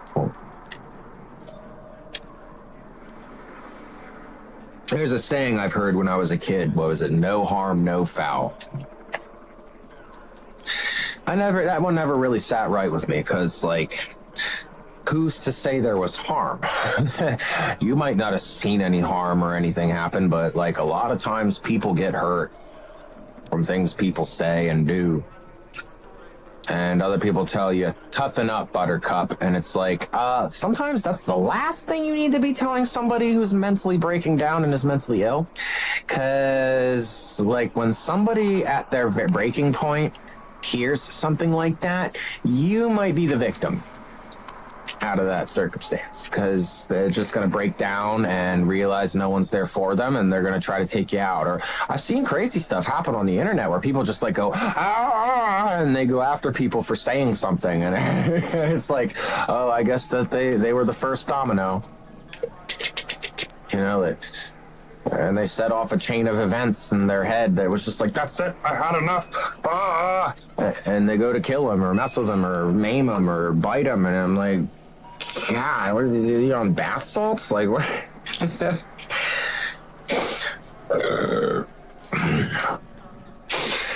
People are too sensitive anymore. You know, I'm sensitive, and that's how I know. I love to watch stand-up, though, but every time I watch stand-up, I know that they're telling jokes, but someone's always got to take that shit personally. Like they're talking about them, and they're wrong, and you shouldn't be talking about that. Every topic is open for discussion in a world where we're supposed to be able to speak freely. Doesn't matter what platform you're on, I don't give a hell about that. That's why I want to start my own business and create my own social media platform where people can speak freely anything they want to. Anything. Even if they want to be a neo-Nazi group, as long as they're not hurting people physically, harassing them online, anything protected basically by, federal law, that they're not like harassing them, hurting them, finding out where they live, trying to set their house on fire, hurt them or their family. As long as you ain't going that far and infringing on somebody else's well-being or rights, you should be able to say whatever the hell you want. A lot of people that don't feel that they can speak freely bottle that stuff up in over time, and they don't have a healthy outlet. They can't afford health insurance. They can't get a therapist, and it just bottles up, and all it takes is that one bully to push them, and then they blow up, and you wonder why Columbine and stuff like that happens.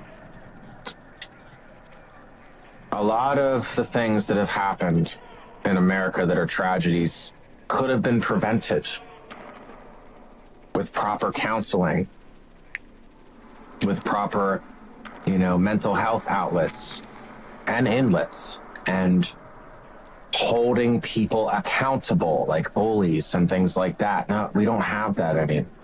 Back in the old days, you spoke up against the teacher, you spat a spit wad at someone and the teacher caught you, you got your butt beat in the hallway. You were humiliated and you remembered that pain and you behaved different after that. It changed you. That was accountability. It's discipline. We don't have that anymore.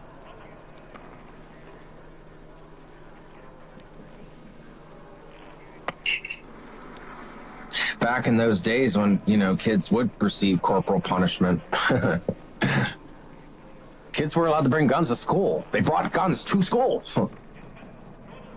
to shoot in competition at like gym class and stuff like that. That doesn't happen anymore. And you got to ask the question, like, why? Go do your research. You'll find out why. If you still can't figure it out, hit me up in my DMs. I'll tell you why.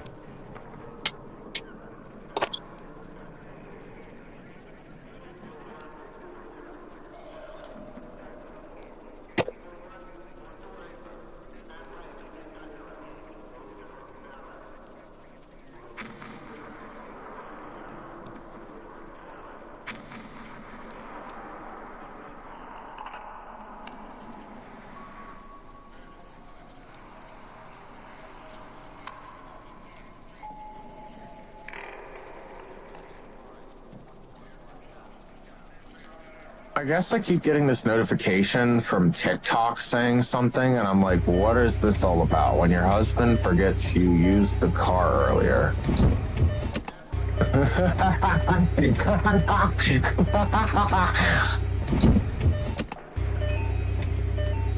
Yeah, what is up with girls doing that? I don't get that. Yeah, like, you can't get in the car. Girls do that. I don't know why you do this. All right, so girls all, I don't know what's your problem. So, yeah, okay, so my chair is low. What is with you girls doing this? So when guys get in a car, we move the seat back, right? We move it back. Let me see how the webcam's situated here. So we move the seat back. And you girls have the shit like up here, like straight. I don't understand that. Some girls may be different. But every girl I've ever seen, and especially my mom, she's the worst at it. You'll get like, here's the steering wheel, and you want to be like right up here on the steering wheel, like this. Like, what the heck is this? What is this? What is this? No! All right, so... Actually, you'll have it like up here. You'll have the seat all the way up here, and you'll bring your stubby little legs even closer, you know? And you'll have the wheel here, like right up to your nose, and you're doing this kind of stuff. Guys, like, here's the steering wheel, right? We want the seat back, lower, bring it back forward a little bit, and then we recline the seat, all right? And then we bring the chair up forward more so we can put our butt in the corner of the seat in the back, extend our legs, and be able to put our arm on the armrest and this wheel up here like this, like with our hand. You'll see a lot of guys doing this. We'll be leaned back at an angle, usually, one hand up on the center of the steering wheel and one down here by the shifter or over on the armrest, especially guys who drive stick. Girls too. I've seen some girls drive like that. I saw a girl one time, I think it was my ex's friend from down the street or something. I was on a lot of drugs back then, so my memory might not be serving me correctly. But I remember, yeah, her dad taught her how to drive stick in like an old Ford F-150. So she was used to having the seat a little bit back, lowered seat, and then the lumbar, lower lumbar pushed in, and the rear of the seat reclined slightly. And she always did this, tilted her body, put one hand up on the wheel, and one hand was down by the stick shift, even though it was an automatic car. And I said, wait. Why do you drive like that? Who taught you how to drive? My dad. He taught me how to drive stick. Ha. That's it right there. And my ex was like, what do you mean? I've never noticed that. Blah. I said, you always complain about how I move your seat every time I drive your car. Yeah. I want to be able to see everything. And I'm like, your chest is like a foot or less away from the steering wheel. That's not safe. If you get in an accident, you're going to go bang and hit that steering wheel and the bag's going to go poof and throw you back into the seat. You know? What do I know? I don't know nothing. You are supposed to sit at a pretty similar to a right angle, maybe a little bit relaxed back, but you're not supposed to be like this up on the wheel. Your elbows should be going at a 45-degree angle, and you should have your hands at the 10 and the 2, all right, or the 9 and the 3, which however you were taught. And your legs and your butt should be back in the corner of the crevice of the seat, and your feet should be going out from a 45-degree angle, more at like a 70-ish degree angle, somewhere between 90 and 45, 60, 70, wherever. I see a lot of girls like this video I just watched. When your husband forgets you used the car earlier, the seat is like all the way up on the steering wheel, and it's like,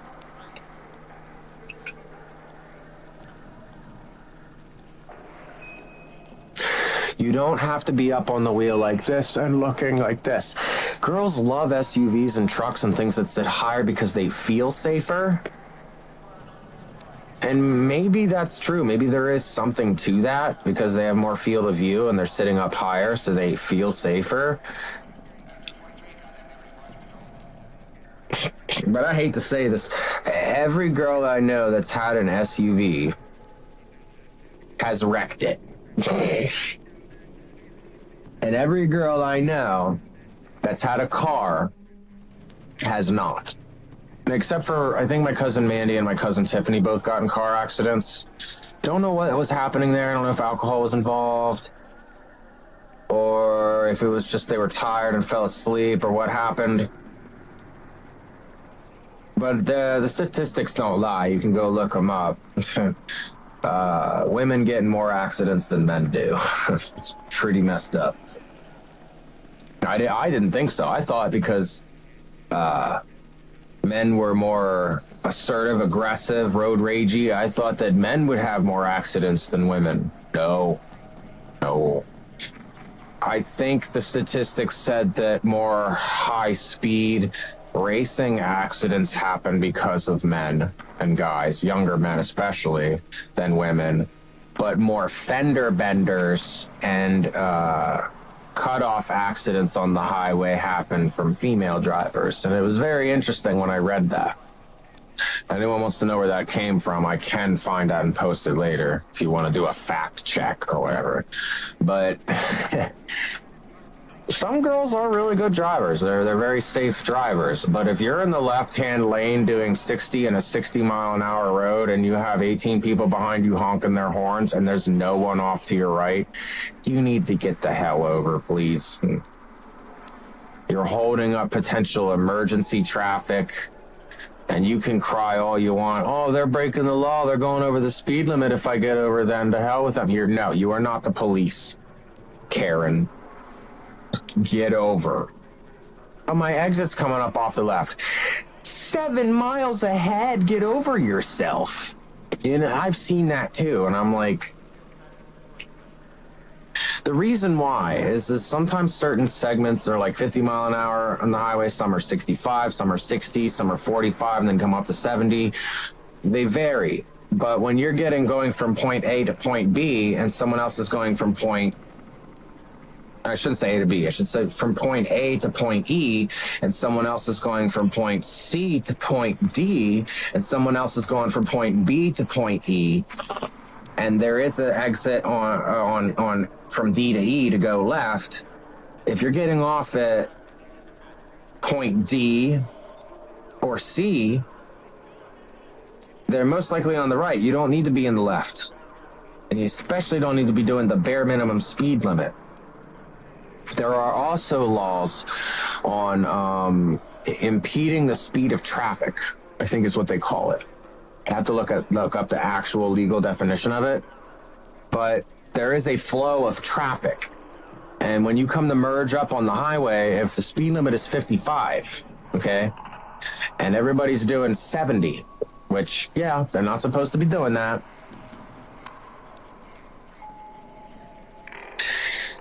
But if you come up doing 55 because that's the speed limit, and everyone else is doing 70, and you cause an accident, you are the prop. Because when you're yielding to oncoming traffic, you need to accelerate to the speed of oncoming traffic and safely merge. There's literally an instruction in every single DOT handbook for like yielding to oncoming traffic when you're merging in traffic. I can't tell you how many people online get that one wrong, and they're like, no, when I come over, it is a yield, yes, but they shouldn't be doing 70. So if they hit me, and it depends on where they hit you. Certain states are different, their laws or whatever, but in PA, yes. If they rear end you, they're at fault 9 times out of 10, all right? But if they have a video camera and you're coming on a yield and they're going the speed of whatever traffic, and you go whoop, and come in and cut them off and they hit their brakes and it's raining and they slam into you, they can take you to court for you failing to yield. And they might win that. I've seen people win it. In fact, that happened to one of my neighbors up the street. They were talking about it. They were like, I cannot believe that this lady thought that she could cut me off at like 45 mile an hour coming off of a turnabout on a yield, just like she thought she could just get over and cut me off. But I was only a foot away from her when she cut in front of me. There's no way that I could have stopped it fully, even if I wanted to slow down because she cut me off. That's not yielding.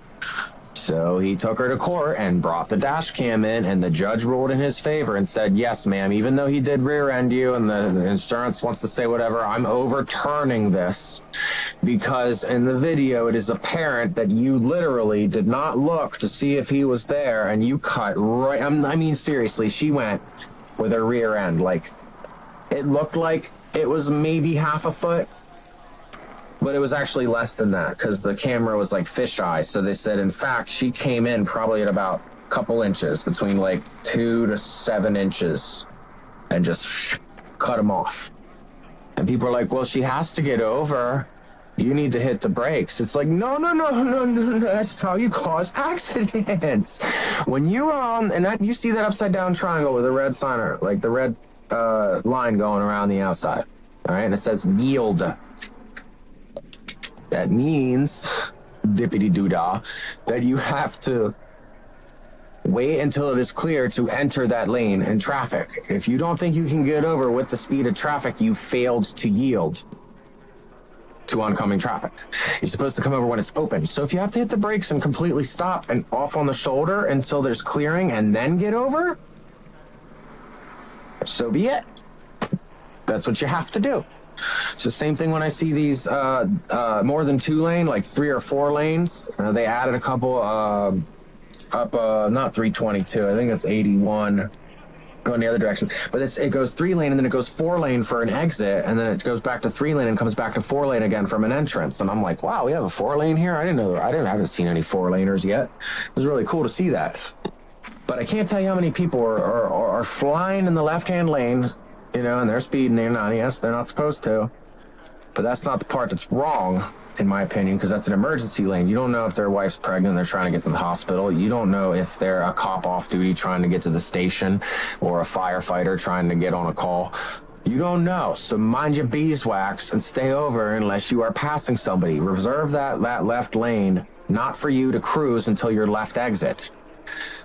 That's my whole point in that. I had to deal with that earlier today. But when it's 4 lanes and somebody's flying up or whatever, and then they do this and they go, whoop, and they cut off, like, they know people are there, but they're like, they won't hit me. And they just cut in front of like 2-3 lanes of traffic to get off on their exit.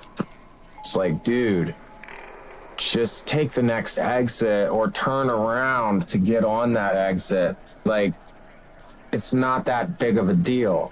But then again, I go, well, maybe their wife was pregnant and they're trying to get to the hospital. Maybe this, that. I always try to give benefit of the doubt in all things. Try to. Sometimes I can't. Sometimes I get the better of myself. But oh, I got a message.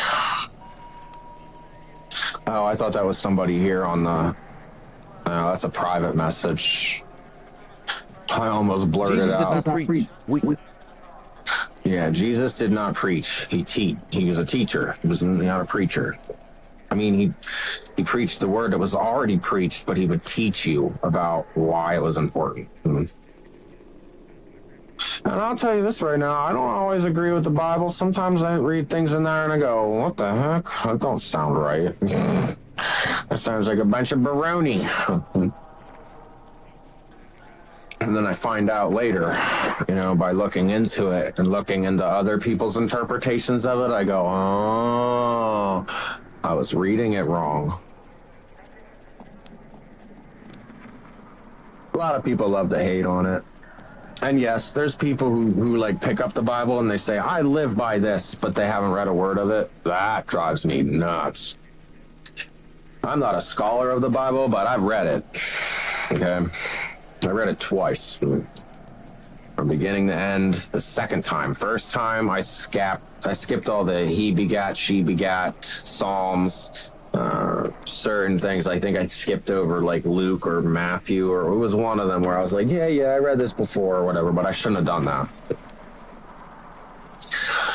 But I've been thinking, man, I need to start reading it again and do a separate TikTok and call it something else, like a different channel, and just call it like Sirius Learns the Bible Again or something like that. Like, and do my own mini like prayer / discussions over the scripture, and maybe get some other people in the group that would like be able to weigh in on it and do their own TikTok feed over what I'm talking about to try to explain things, because that's what they say. They say people who congregate in the name of the word, super successful. A lot of super intelligent and successful people, like even Tesla.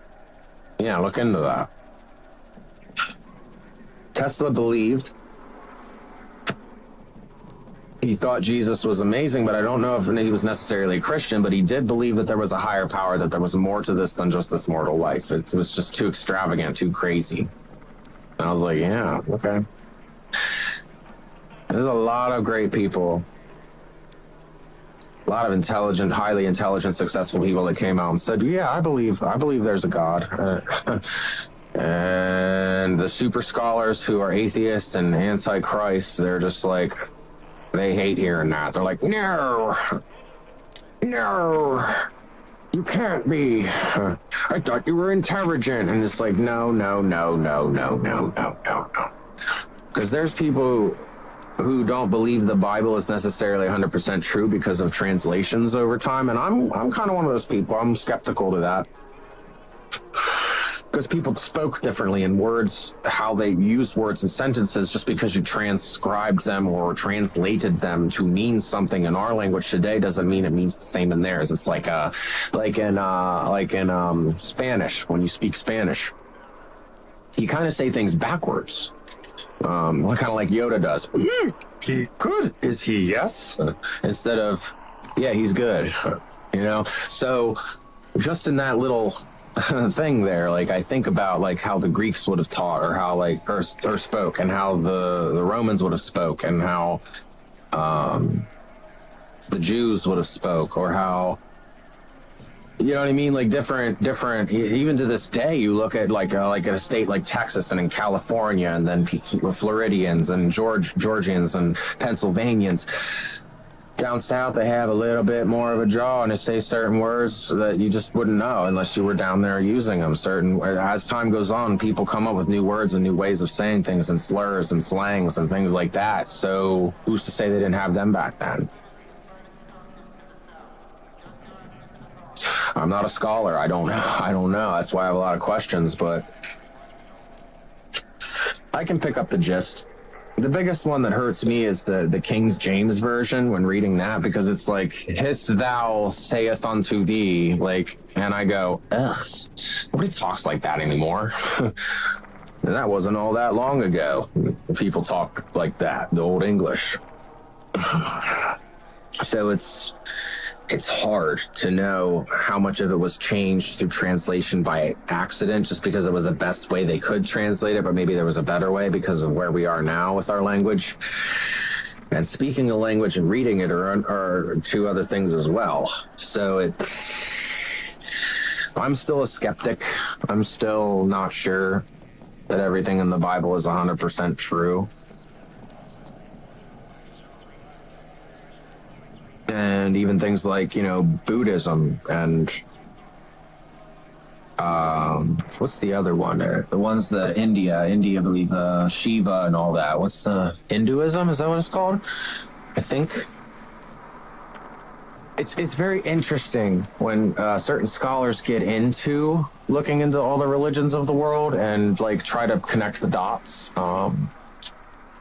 Sitchin, I believe, tried to do that a little bit from something that I read. He was more so fascinated with ancient inscriptions and ancient language and texts, trying to figure out what symbols could mean words that we can't exactly like translate.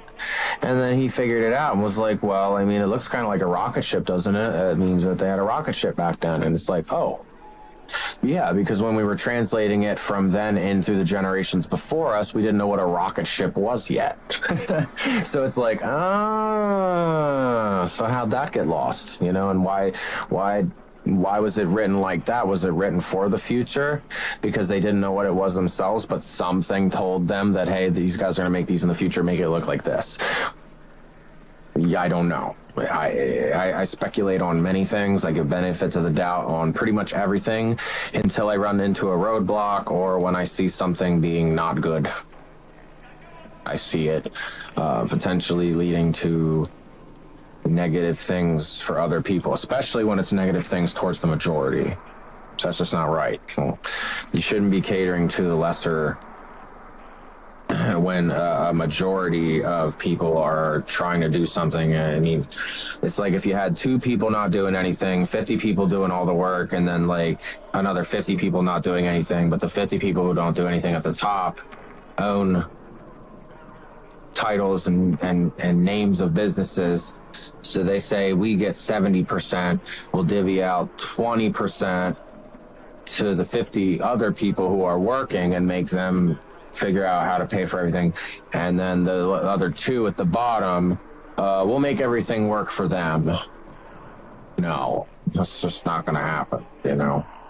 And it wouldn't be good because then those 50 people would be like, well, I don't want to be working and only getting this much. I would rather just not have to do anything and be catered to like those other 2 people. See what I mean? So I don't have all the answers, but I have at least half of them. And in that half of them, yeah, you got to get up, you got to go to work. Yes, you have to do hard things sometimes. Yes, sometimes you have to bite the bullet. Yes, sometimes you're going to have people tell you things that aren't true and upset you. Don't let it own you. Don't. Because sometimes by trying to cancel something or by throwing it to the wind or trying to cancel it or denounce it, even though you have no factual basis or stance to make the claim, sometimes you're just like adding fuel to the fire when you do that. And you think you're doing the right thing, but don't ever let your feelings affect your judgment. And I say that coming from a place of experience. Because when I was younger, I used to let my feelings dictate everything. And if I felt a certain way about something, I was like, well, then that's not right because I feel this way. I'm just one person. There's a whole world out there. And I found out some of the things, not all the things, but some of the things that I felt, I was like, okay, yeah, that doesn't work. And there are circumstances where that would actually hurt people and do wrong things, so I was wrong. It takes a lot more to realize that you could be wrong and start looking in that area in your life, because that's where progress comes from and character development and being able to have sympathy and empathy and put yourself in someone else's shoes so that you can better understand their situation. But it's just so funny because the same people who want that, they want other people to understand and put themselves in their shoes and understand the situation. At the same time that they say that they want that, they're trying to prevent other people from being able to put themselves in their shoes and understand that, because they just denounce them and throw them away and say, we don't want you or your ideologies. Get out of here. And it's like, okay, well, that's not very welcoming, and it's not a very good way of trying to help explain it to anybody that could be willing to listen. Instead, you've just spat on someone and made an enemy. There's more of us than them. So, not a very good strategy, not a very good philosophy. No. Sometimes by canceling people and doing things like that, people can turn that around and show other people that what happened to them, and then they get a greater following, and then you realize, oh crap, I just added fuel to the fire when I could have just simply ignored them and they wouldn't have went anywhere. So you know what I'm saying? I don't know. Like I said, I used to be one of those people, you know? But I had to learn the hard way in a lot of ways.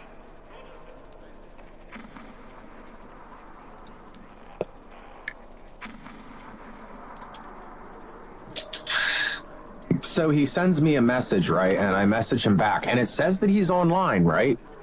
I can't say who because he doesn't know I'm streaming, and I don't want his name on there. But he asked me a question, and it's like said like 1 minute ago, and I replied, and it says he's still online.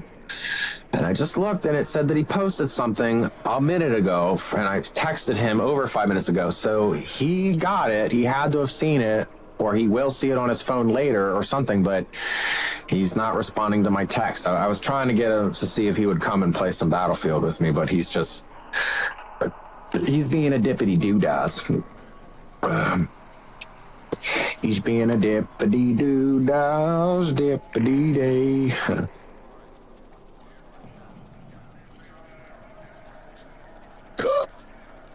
Excuse me. I apologize.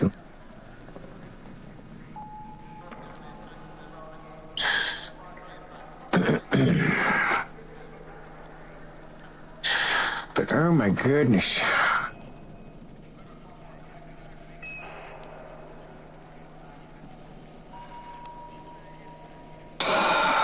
It's just sad, man. I wish that I could put the 30 grip that reduces weapon sway and recoil, the 25 or the 35 grip, the hollow points, not the synthetic rounds, and a 36 fast reload or a 40 fast reload mag grip with a red dot sight and a violet laser. I'm not asking for much there, I don't think. On this gun, I'm not asking too much. I'm just not. Because the dang thing only does 20 damage to a headshot without hollow points on. So that means you have to go 1, 2, 3, 4, 5, and people move around in the game. So you're not going to get 5. You're going to be shooting for the body and might get 2 out of however many you hit. Maybe 3 or 4. But if you're playing on a mouse, you might get 4 or 5 out of 10, maybe 6, 7, if you're really try-harding with a mouse. But with an analog stick, you ain't gonna do that with people doing the stuff I'm telling you about, jumping around like they're a child, like... You'll see what I'm talking... Eventually, when I'm playing in-game and I see that, I'm gonna go, that's what I'm talking about. That childish crap right there. You need to get out of here. That...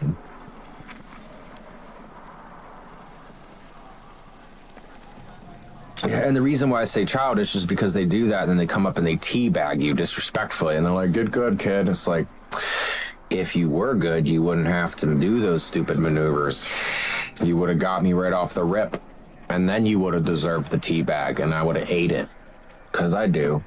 There's times people teabag me and I go, yeah, I know, you're better than me, whatever. But then there's other times people do it after something happens and I go, no. Come at me, bro. Come at me. Come at me, for real. Fist fight. I know how you're playing, what kind of person you are. I got you, bro. You put me in the ring with you, it's over. It's over. You're done. I already know that. Because I know you're basically a slime ball. And I eat slime for breakfast.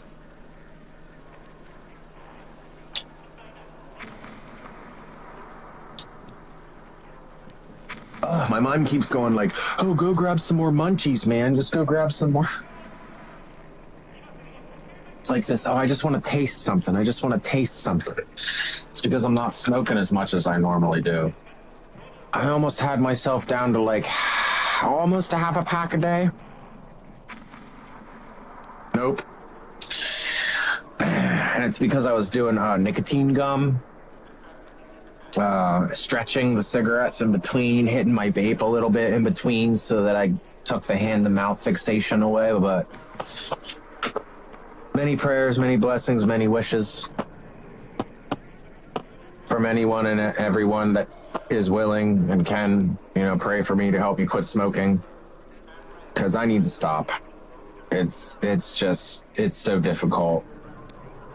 I end up biting my nails past the cuticle, or I'll end up like scratching my head so much that I start eroding my hair away. Even on my arms, like I'll start rubbing my arms profusely and rubbing hairs away. It's just like it's a tick.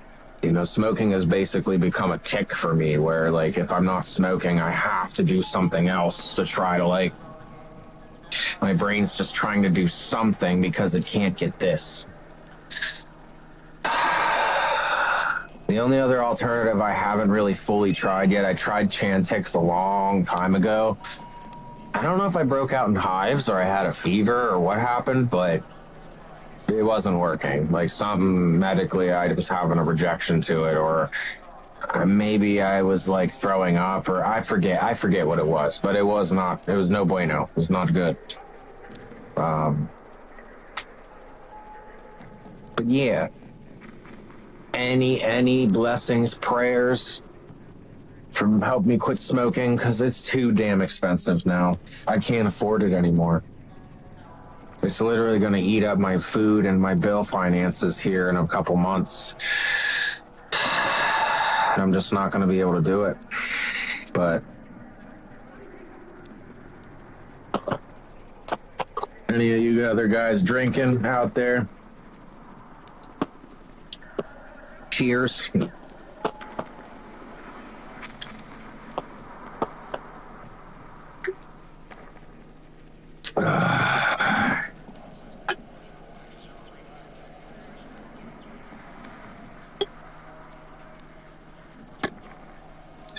Yeah, my OCD self trying to stack these cans like symmetrically and perfectly. Sometimes I wish I had a different life and a different brain, but we'll do the best with what I got. I gotta go use the bathroom downstairs real quick. So I am going to put this on taking a break scene. And I will be right back.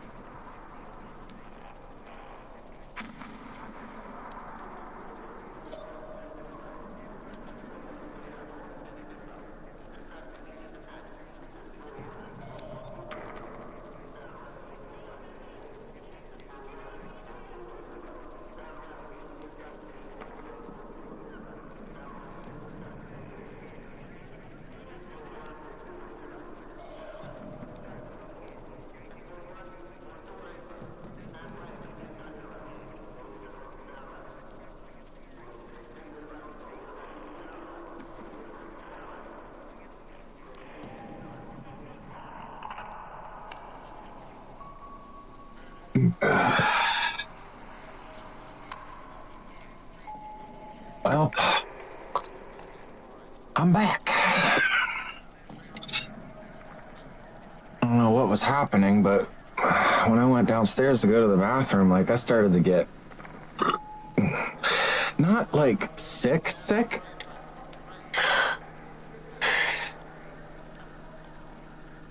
but I didn't feel right. Like, I don't know how to explain it. It's kind of like,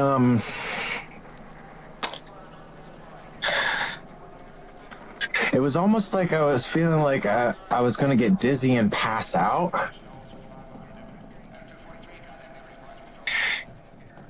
But then I felt like I experienced a small moment where time elapsed itself. It's a weird way. I don't know how to explain it. It almost felt like I was going to die. But it felt kind of like weirdly good, not bad. If that makes any sense.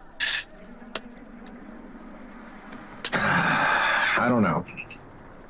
And then I started to feel that way again when I was getting ready to come upstairs. That's why I took a little bit longer to get back.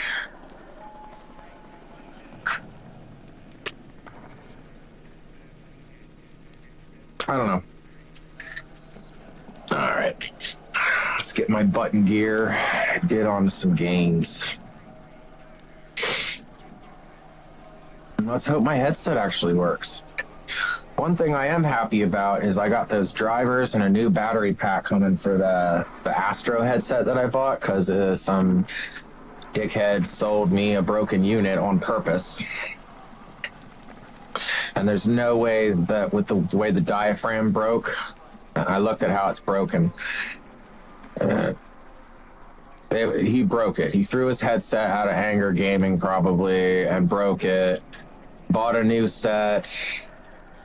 And then thought, oh, maybe I could sell these used for like $130. He didn't even put it. He put in the description, working order, everything in picture included. So working order means it should function properly. I got no sound out of the right audio, tried firmware updates, tried all kinds of stuff. All kinds of stuff that thought, maybe it's just this, maybe it's just that. Nope. Took the air cup off, peeled off the foam, avoided the warranty. I'm sure it's out of warranty anyway. But sure enough, the driver diaphragm that's in there with the circle, it's cracked. And a whole piece is missing off it because it's made out of graphene. Apparently it's more brittle material than most other materials. And because it's brittle, it resonates higher frequencies better. So it has more clarity is what they say. I don't know if that's true. So I got graphene rimmed drivers because you can't buy exact replacements for the headset, and I'm sure they do that on purpose because they're just trying to sell more headsets, but they're like, what, $380, $500 headsets? I don't got that kind of money. That's why I bought one used for like $120. So anyway, those are wireless, and I can't wait to get the gear that I ordered from AliExpress. I got a new soldering kit as well. I've been meaning to upgrade mine to something where I can control the temperature on the unit. They make some really nice ones now. Last time I bought a soldering iron kit was like, what, 12, 15 years ago? They've come a long way. In fact, I was looking at some wireless ones they had, but I looked up reviews. People are like, don't do that.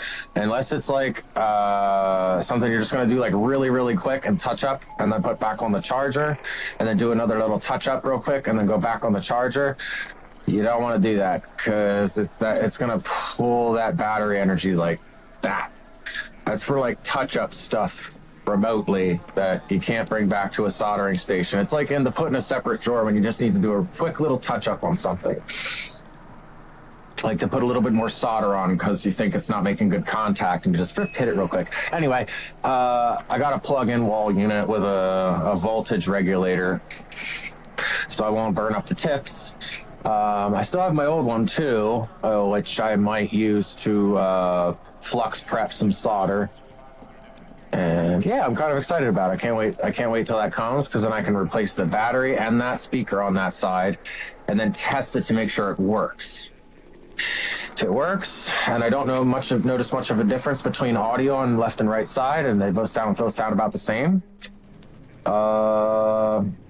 Cool. If one sounds a little louder than the other or something like that, then I'm gonna. The pack comes with two, so I'll just replace the other side then, because I'll know how to do the first side.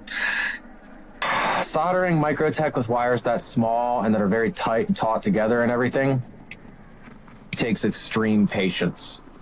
You have to sit down and breathe and go, okay, and go, what do I have to do next? And look at where everything's attached and take tape and mark off your wires, what's positive, what's negative, look on the diagrams online, figure out what's positive, what's negative, make sure it all matches.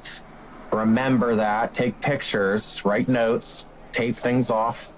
1, 2, 3, 4, 5, or A1, A2, A3, B1, B2, B3, so that you remember like how to do that in reverse order. Start with the 3 and then you go back down to 1, so you don't make any mistakes. But I have a feeling that's the only issue with it. It's just the driver. I'm just praying to the gods of headsets and headset assemblies, if there is such a thing, that when I go to take the driver out of the socket, which I could try to do with a heat gun before I even get the drivers, I'm praying and hoping that they just used like a super glue and not some crazy epoxy that's going to make it super hard to get the drivers out, because I have a feeling it's going to be like that. There might be a way around it, like to use chemicals. I'm really weird about using chemicals. But if that's what I have to do, that's what I have to do.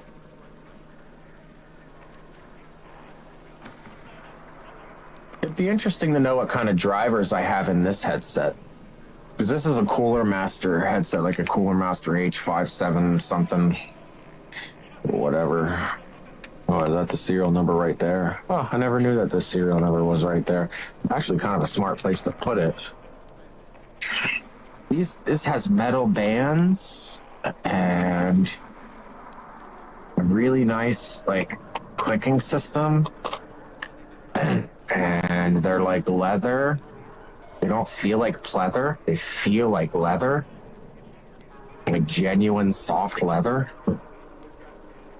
They haven't cracked and got weird like pleather does. Although I did put leather conditioner on them when I first got them and treated them and everything. And then put them under a UV lamp. And conditioned them again and again and again. And then pushed on them and pushed on them. And got these things feel so soft.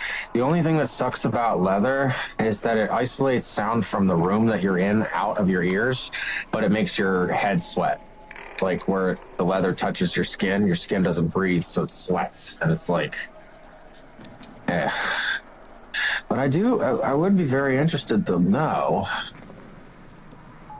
what kind of drivers they put in here, because they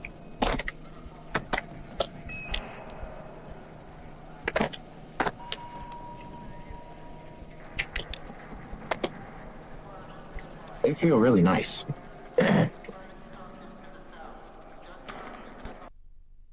Ugh.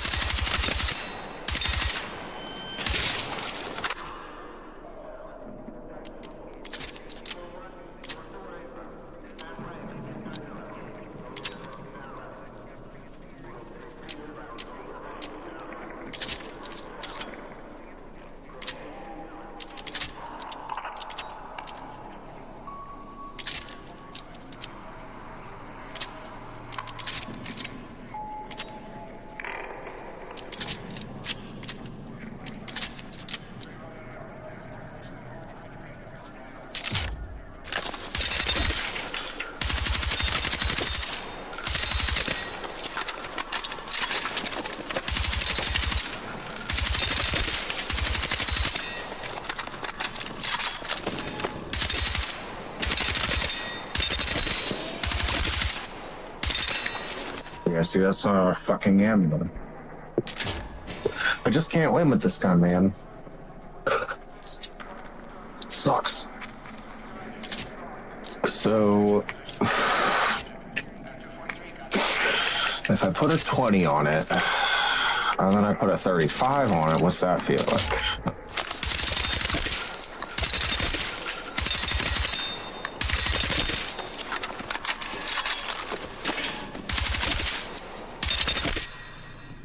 Take off the violet laser once. Damn.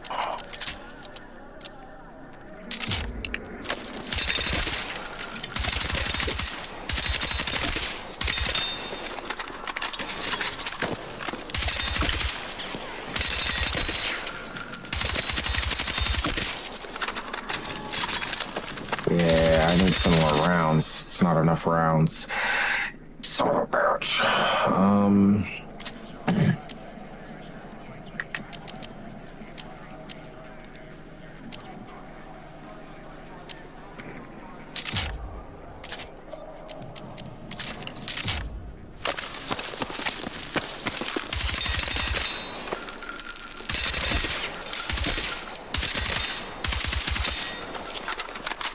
I don't like it.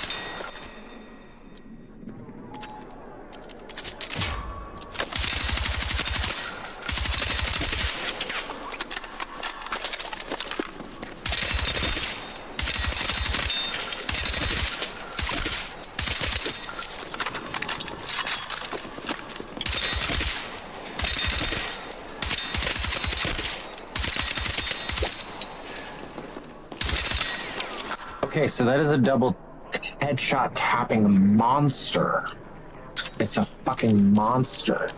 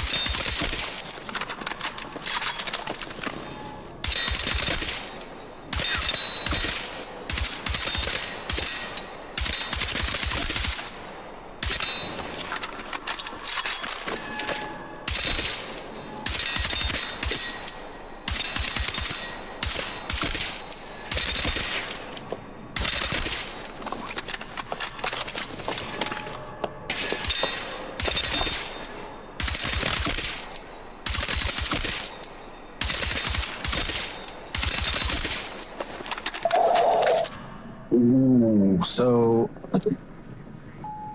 ooh, that's gnarly as all hell. Now what if I put on a 10 vertical?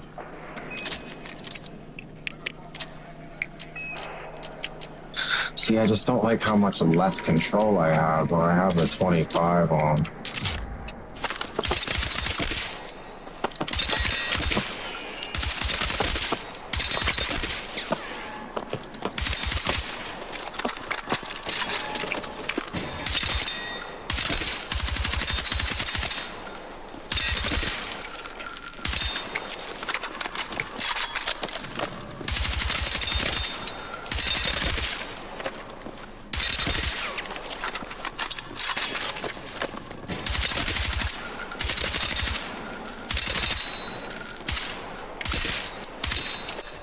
Okay.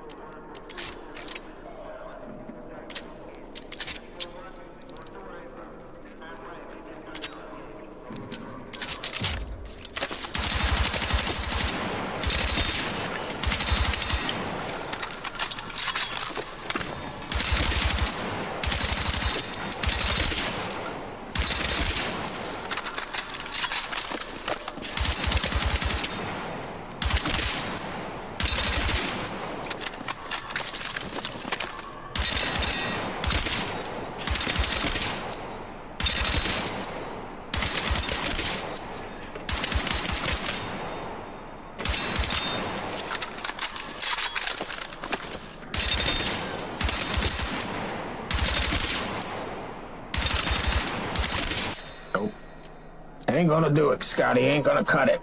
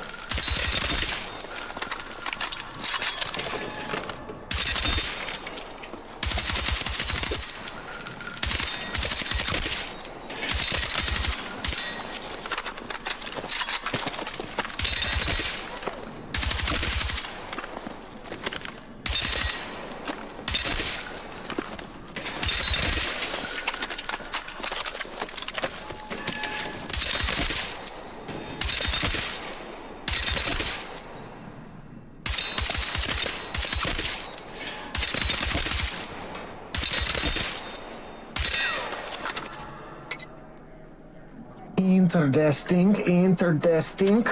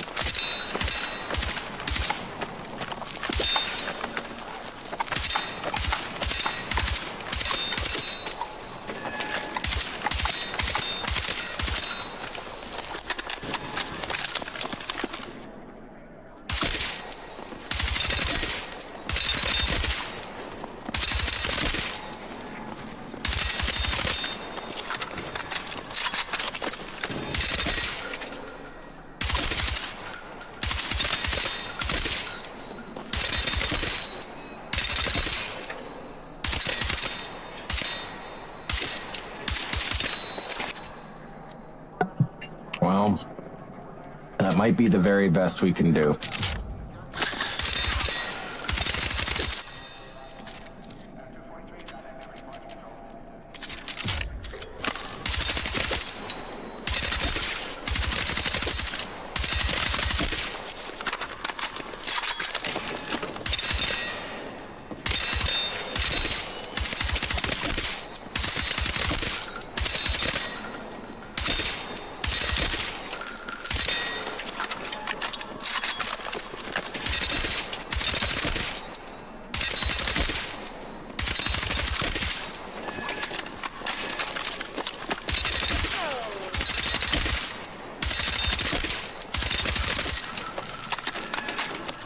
might be it, baby. That might be just exactly what I need. But it's not 36 round fast, so I could probably take the mag catch off. That'll get me up to synthetic. Let's try it. That might be it. Do not fire at full auto.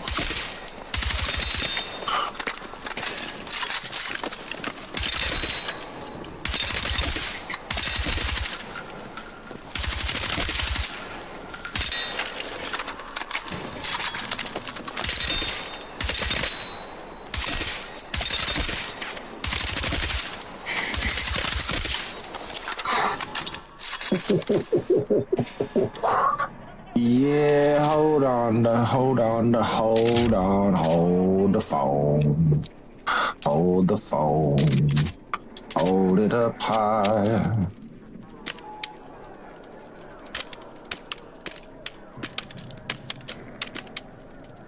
Yeah, I don't know, man. This way I'll be able to move.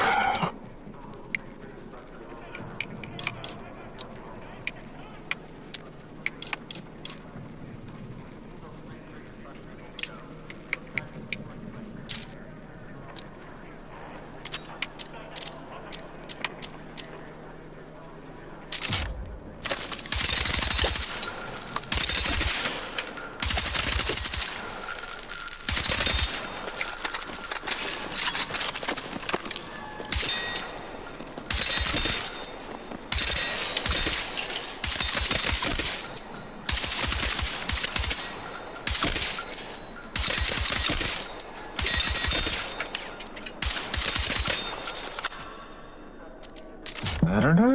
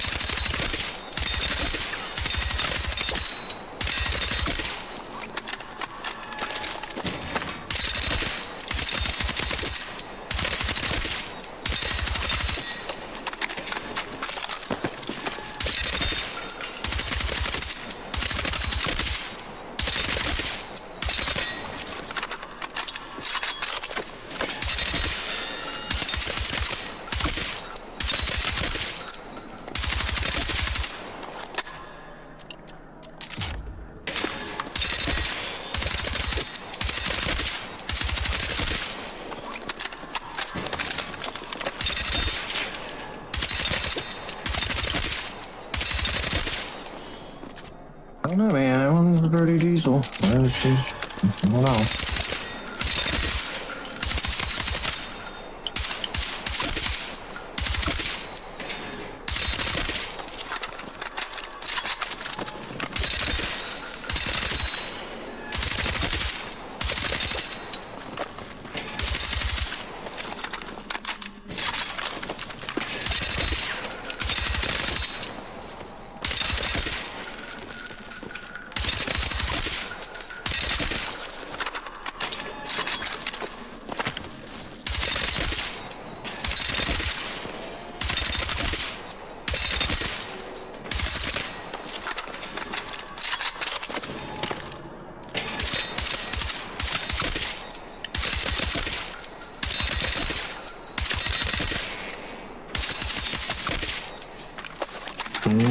Okay.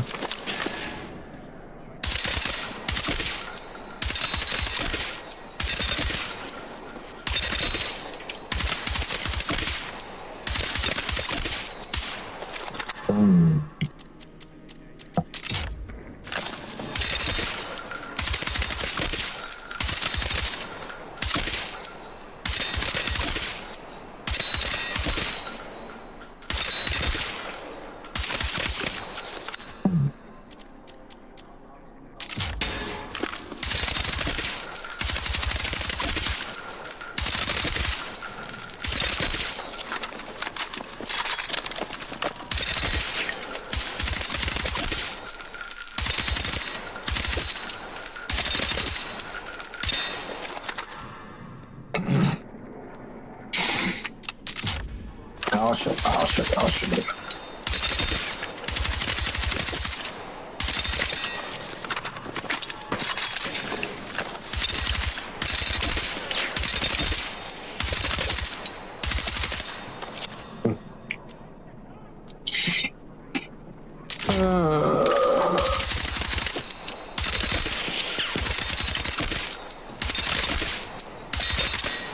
Oh, yeah, that's so close.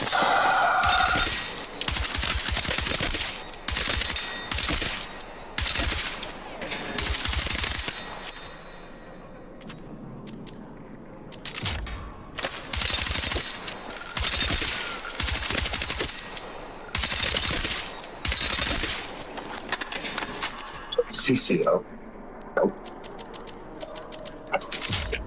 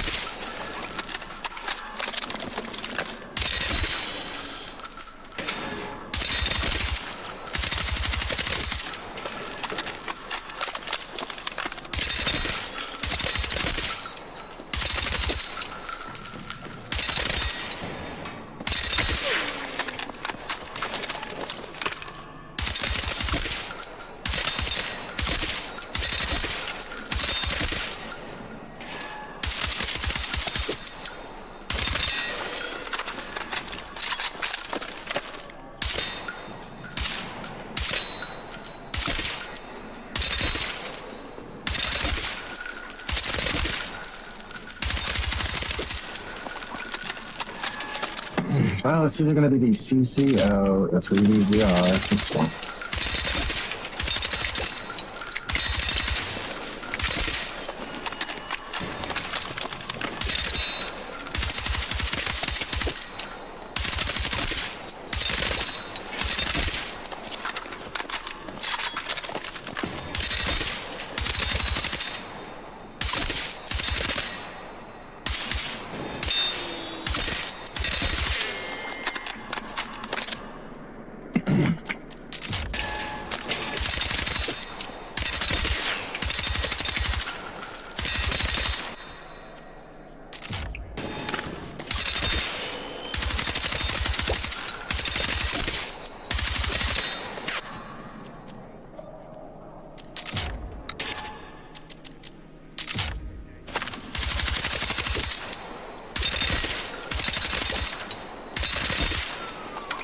That might be it.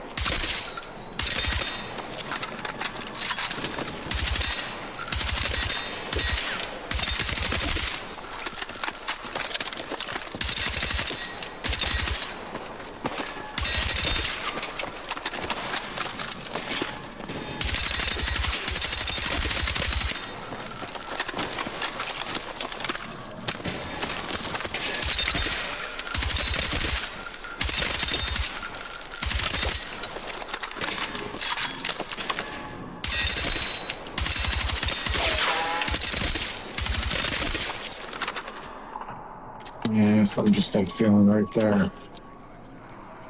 Make more rounds per magazine, period. I'm not sure which is even better.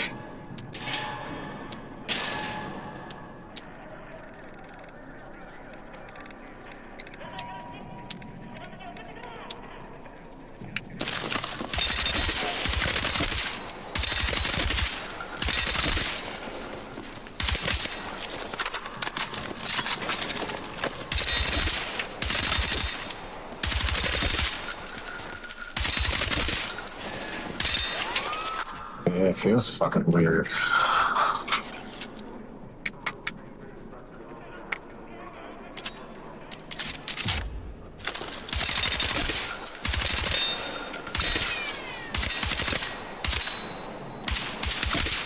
Guess I'll be right. Nope, nope, nope, nope, nope, nope, nope, nope, nope, nope.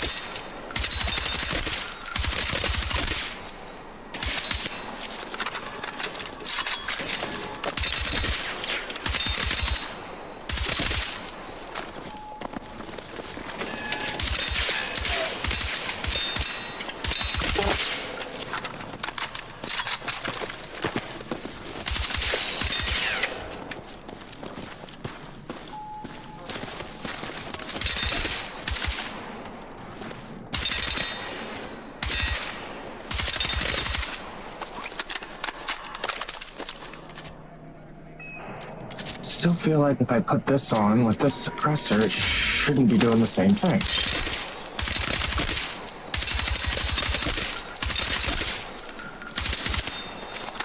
It still ends up to being about the same. So it's like it reduces this recoil buildup and improves recoil recovery.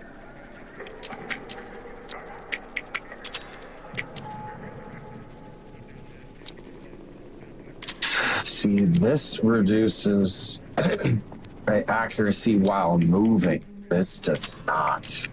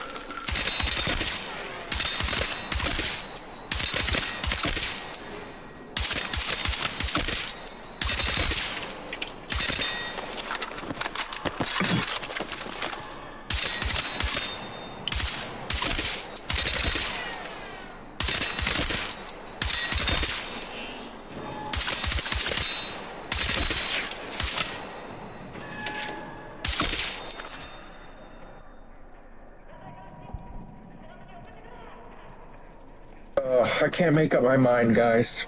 I don't know whether I want to keep the light and suppressor on and no grip, because I've noticed it does this. It goes, but it stays locked. Once it goes up, it's more predictable. But if I put the grip on and lower the suppressor, I get a little bit of weapon sway here and there, very light. But once it goes up, it does not keep climbing up to stop. It goes, and it does this. So it works out better for slightly longer distances. Can't figure it out.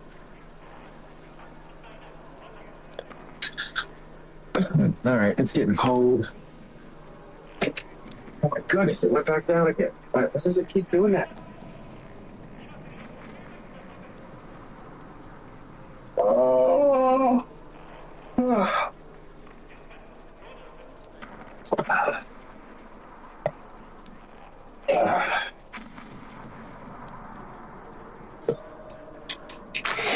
All right, here's what we're gonna do. I'm gonna jump on, use this gun, try to get a custom load against some RedSec duos. Just goof around. I'm not even trying to do good because I feel weird. I think it's because I didn't take my meds or my antidepressants, so I'm done drinking for the night. I already had like a tall boy and 3 beers, so that's my cutoff. I'm done. I had a good night. I ate really good food earlier. I'm not trying to get super crunk or nothing like that. I just need some medicine.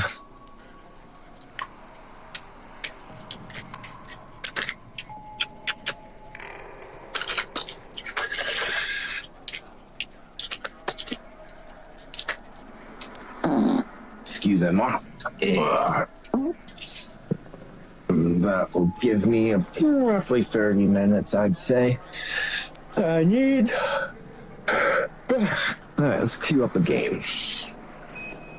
We're gonna put on this, I think, with this.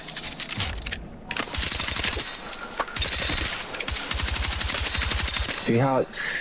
That's the only part that's driving me nuts. It's like, you can't have the best of both worlds unless you take away the extended mag, which I might end up doing.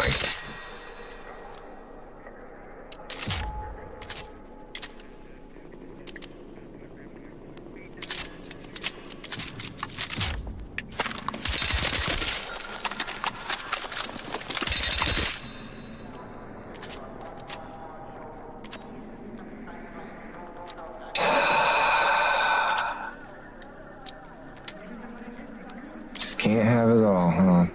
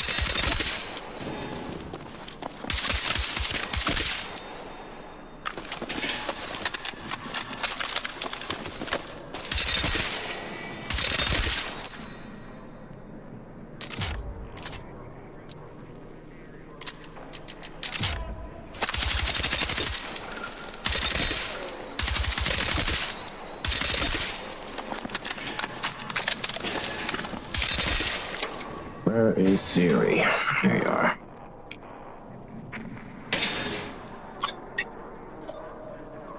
Set a timer for 32 minutes. Alright. Now we'll put a camo on her. Wait. Yeah, I don't want that fucking, yeah.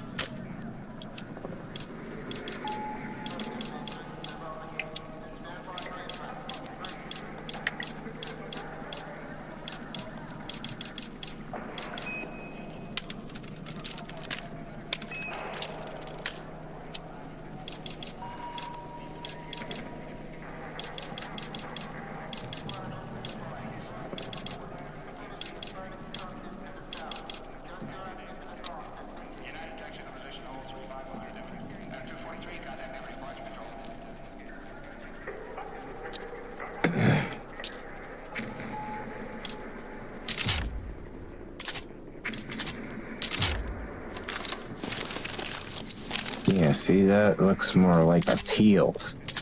Not how it looks in this camo. Like, what the frick?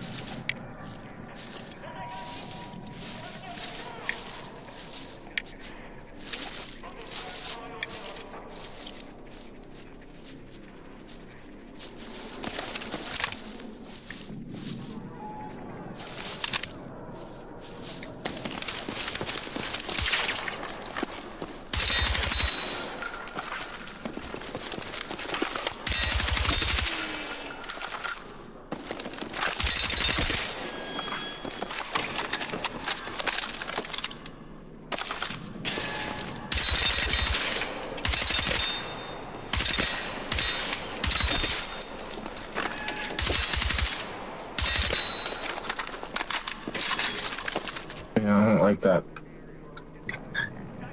I don't like that. It's either gonna be that one or that one.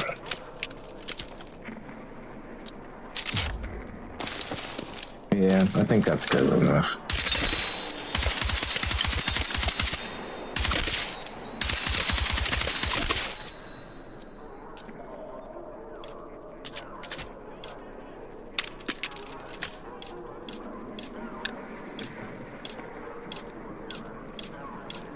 Ooh, doesn't that look fancy?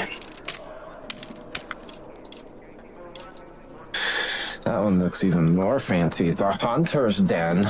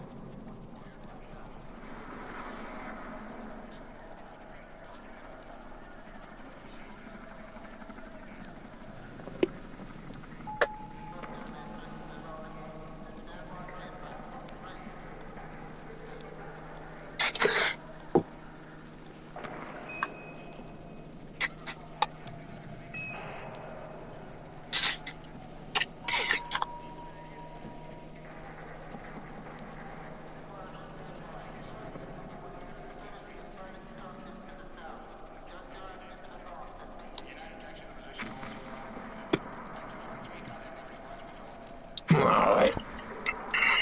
Well, we're gonna give this bad boy a shot. And you give him an honest shot.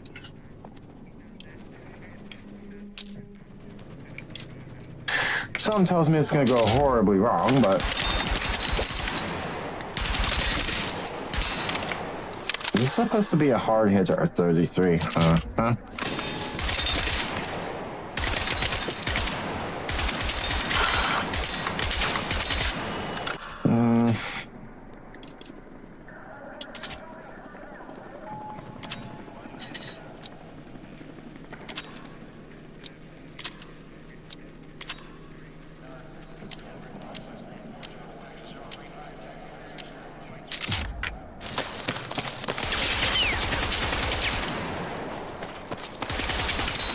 That's crazy.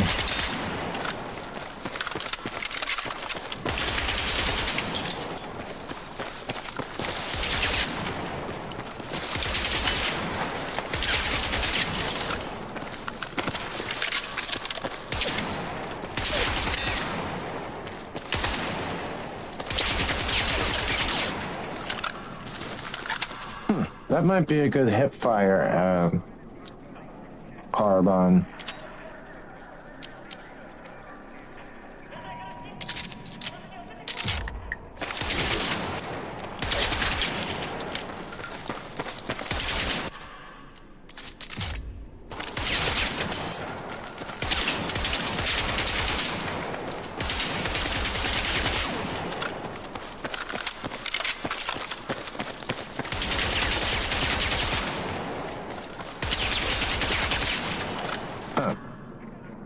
Very interesting. You can sprint while, or shoot while sprinting with this gun.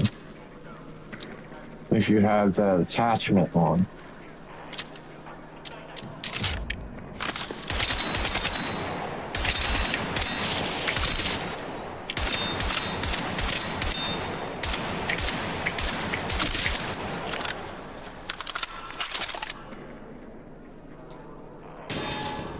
Okay. You lost me. You lost me, baby. You lost me. Ooh, you lost me, baby. All right. Time to stop messing around. Oh yeah, it's 1 in the morning. It's time for some Battle Royale. Some initiation, because I'm poopy. I'm terrible.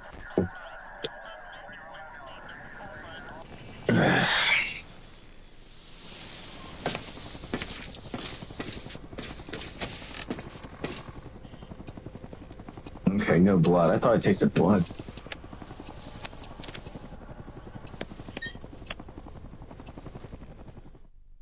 He said he's the Murph. He's the Murph. The one and only Murph.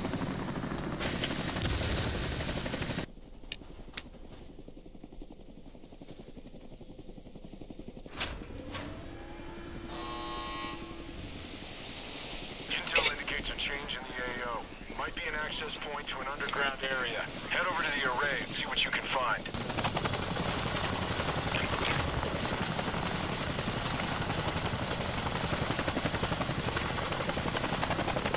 Alright, you're good to go for deployment.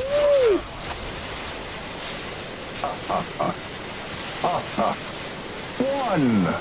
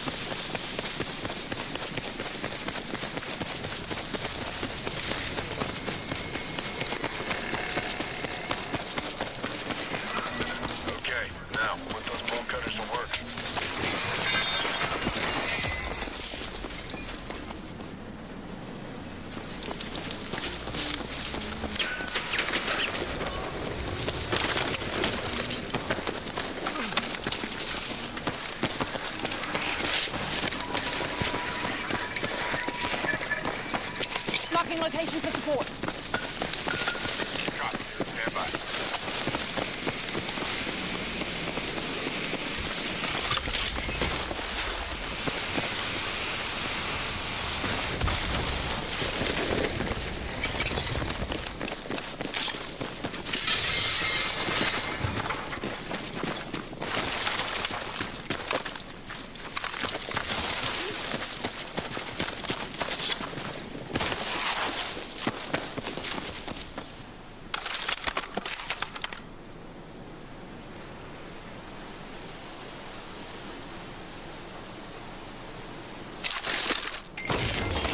Weapons cache is all yours. Take what you need.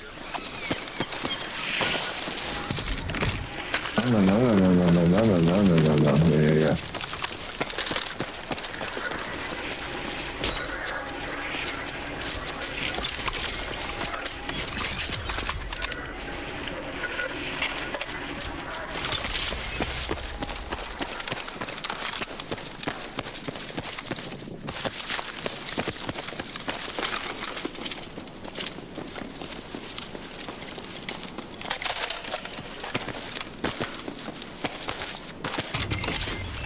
Enemy comms marked.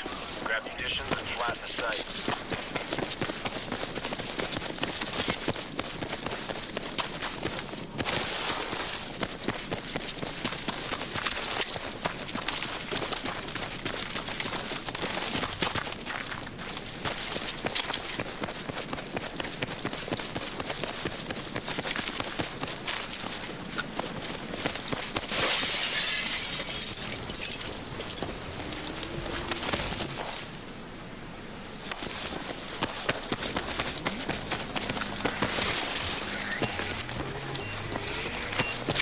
Hostile dropping near your location.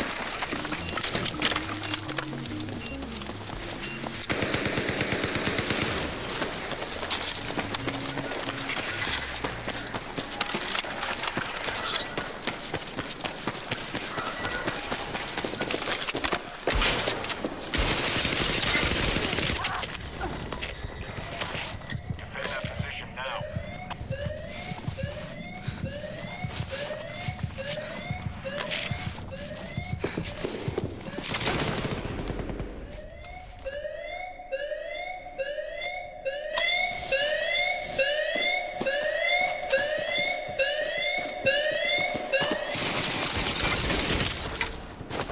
You gotta be quicker than that, dickhead.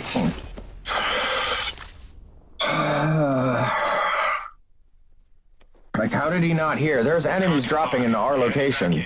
And I shot that guy twice with a shotgun. I don't know why they always have to screw me over with my shotgun shit, but they're always doing that to me. It's pissing me off.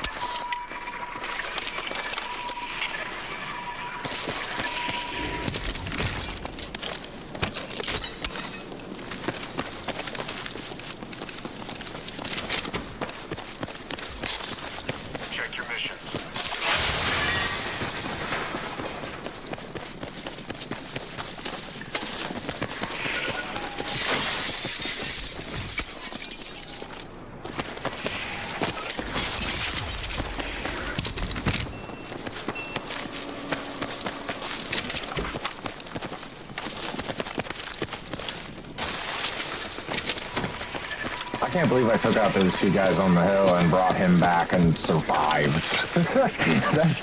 that whole thing had me like in the zone. He might need this. I don't know what he's got or what he's doing, but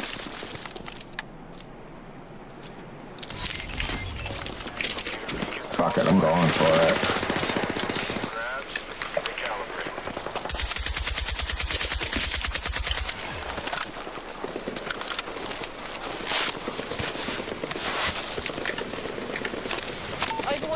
On my grid. I got a UAV coming in. UAV inbound. Hang tight.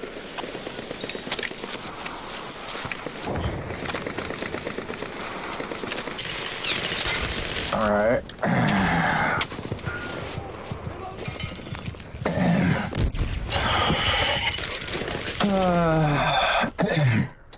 I have a feeling that was the same dickheads I killed at the river, so.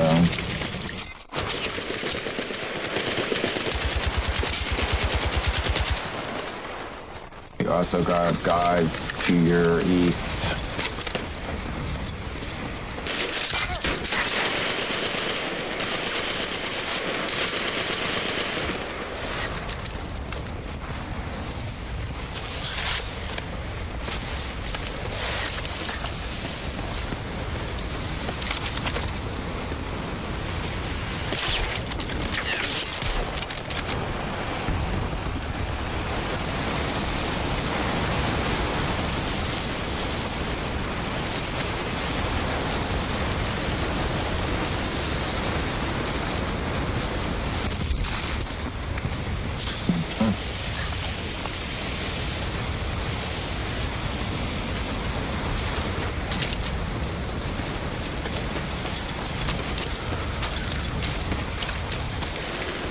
Yeah, he's up ahead to your right across the street, yep.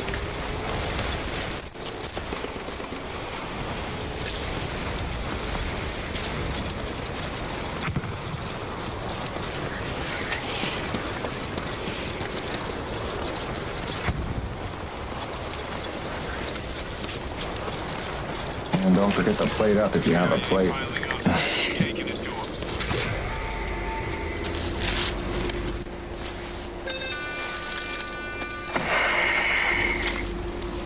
I'd be very...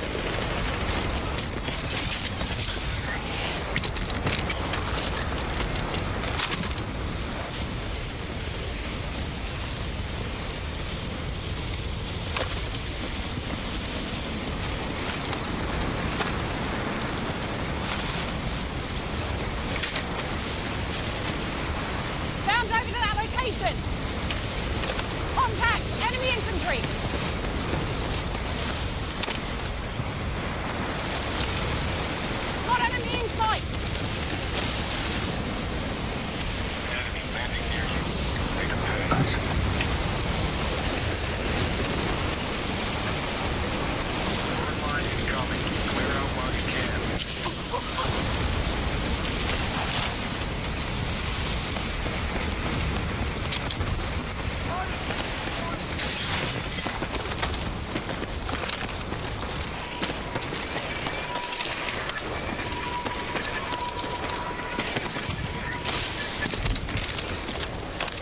I need eyes on my position.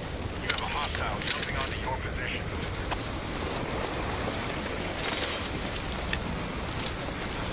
Okay, here it comes. Contact. Hostile troops sighted.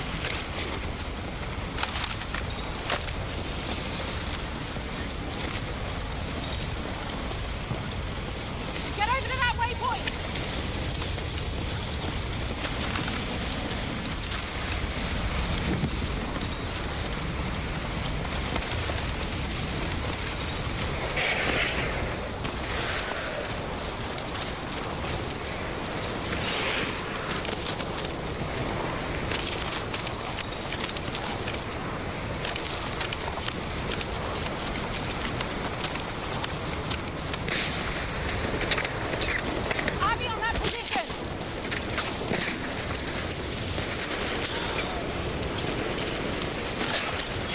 Damn, bro.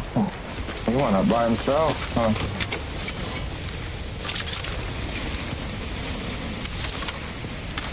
Yeah, I'll take that shit.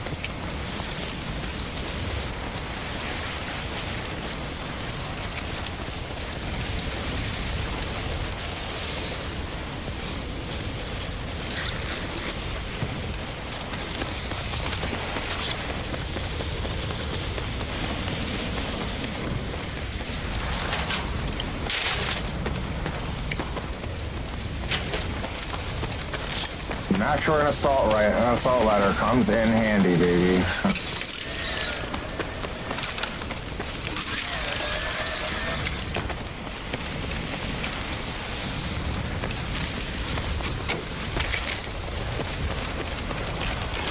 Not done with the fight yet, but getting close.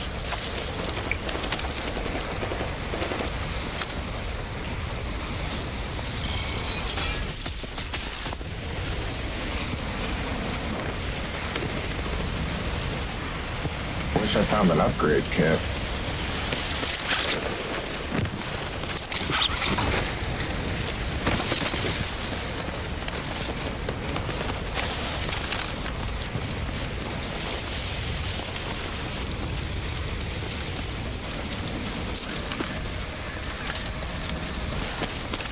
Nuts, bro.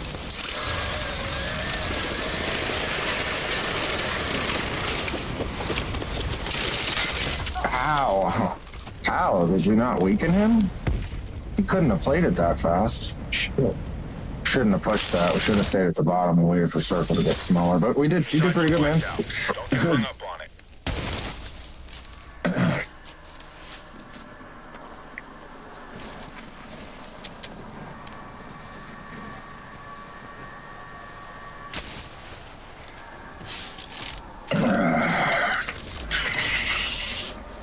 Shit. I didn't think the first game was gonna go like that. He was very pushy.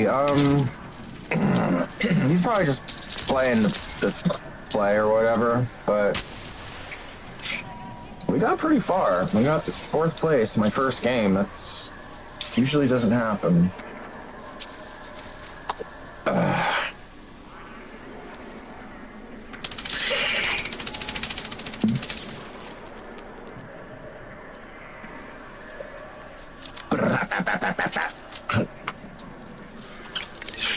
Yo, when I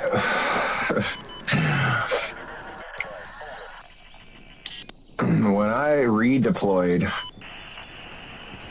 and we both came down on that custom loadout in the middle of the river, way upriver from Nexus, and there was 2 people there shooting at us. I saw one had a sniper outfit. I was like, oh, these are real people. We're screwed. But they probably didn't have their custom loadouts yet. That's why they were pushing for it and saw us land on it.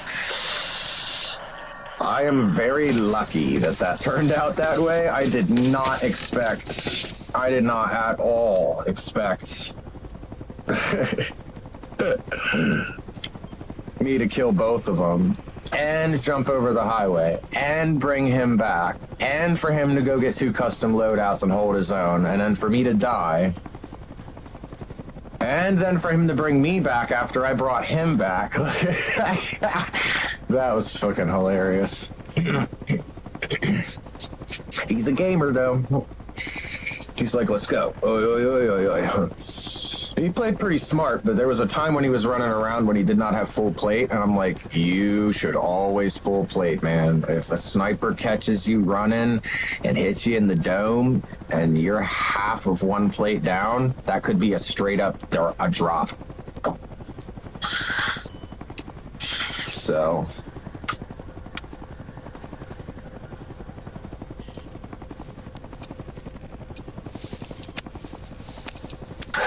I read somewhere someone said they do really well on doing squads where they have two recon, 2 support. And I thought, so 1 support sticks with 1 recon, lays down ammo for him and stuff, so that he doesn't run out of ammo while he's taking shots from a position.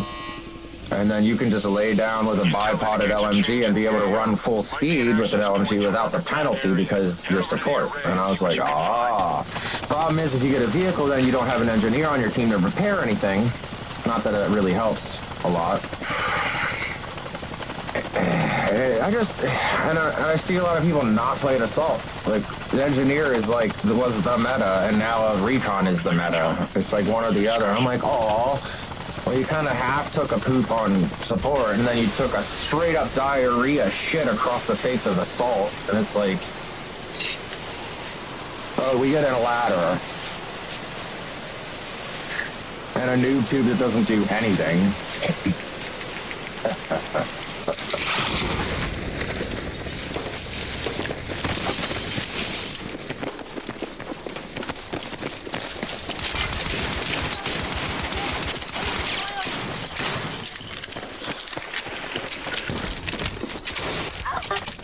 Yeah, the shotgun, son of a...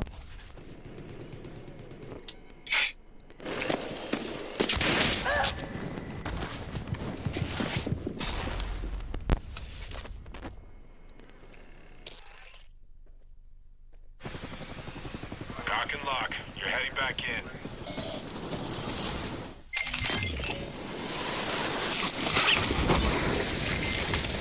FYI, missions are up.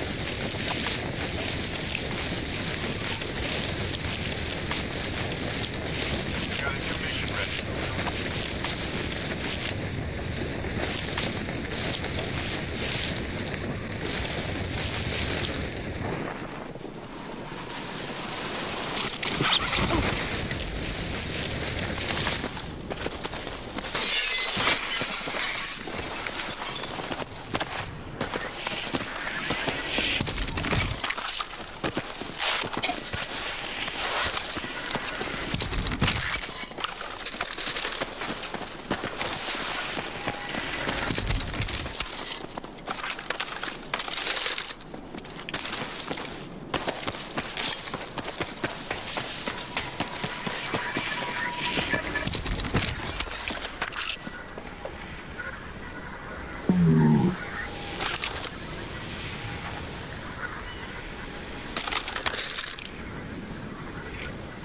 Fuck it, I'll take it. Mission available.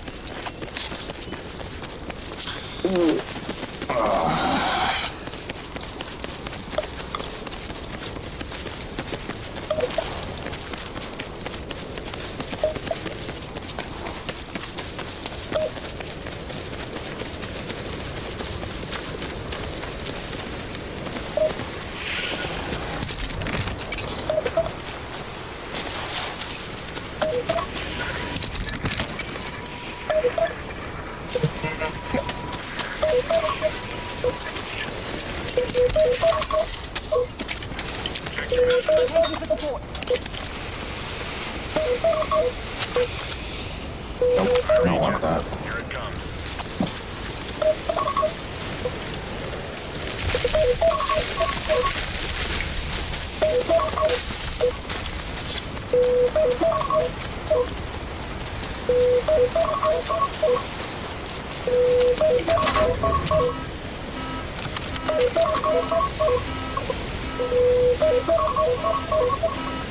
I kinda don't want that.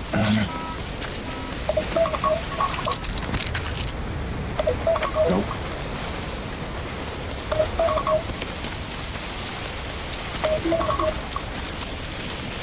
About to say, isn't there two of those fan things? Yeah, there's the other one.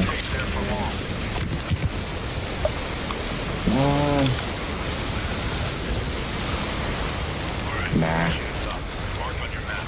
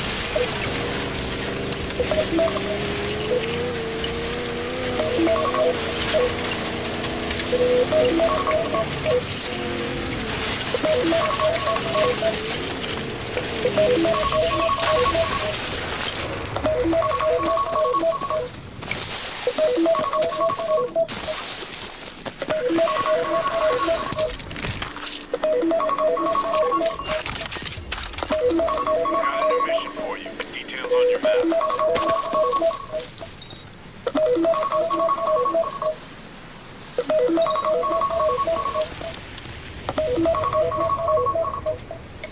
That area doesn't look good. Contact! Hostile troops sighted.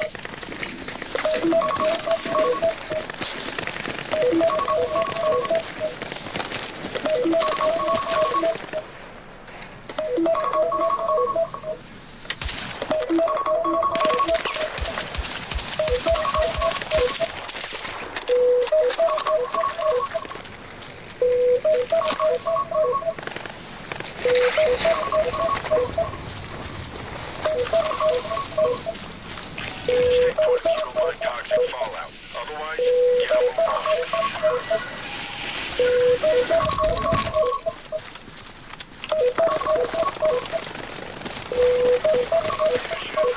Marked on your map.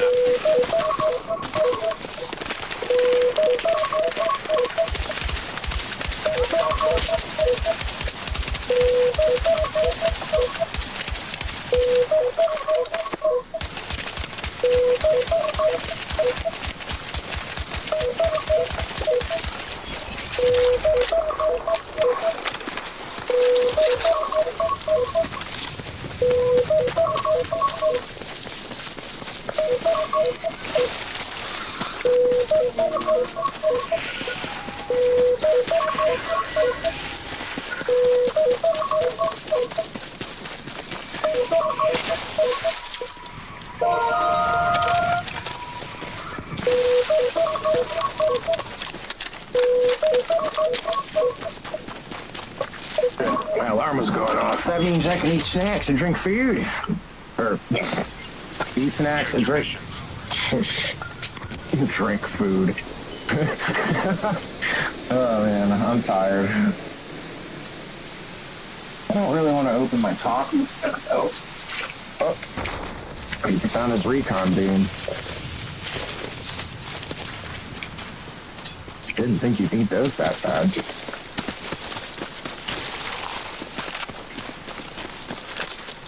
That's a great box. Nobody wants that shit.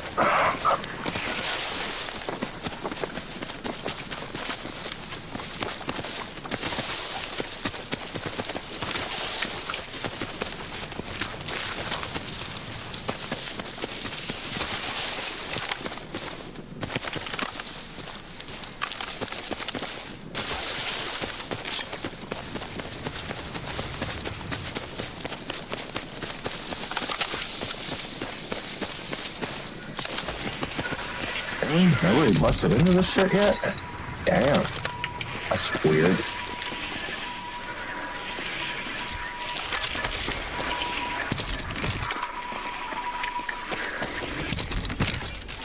Ooh, airstrike. Interesting.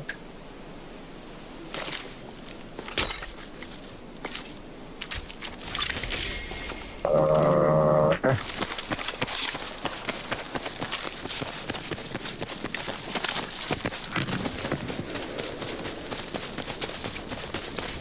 That's a rare find. Airstrike in the bathrooms?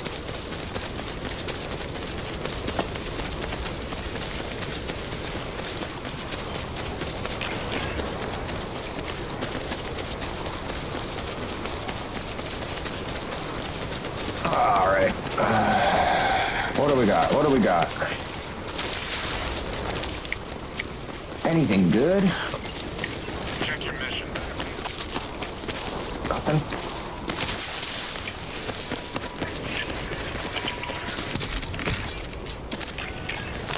I don't have any more missions for you, but that doesn't mean it's safe out there. Keep your guard up.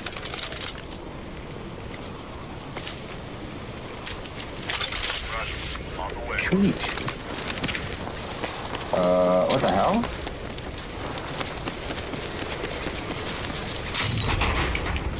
Ooh. Mark's an MG if you need one. fighting behind you. Time to step it up. It really depends now. What do I want? Staying out there. And secure everything. I guess I'll take that until I get a better rifle. Yeah. He's probably eyeing up that custom loading.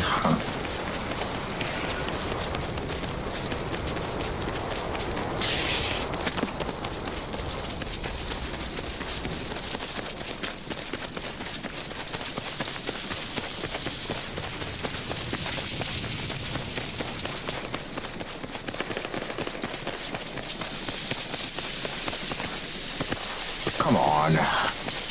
Who's dicking over the assault class?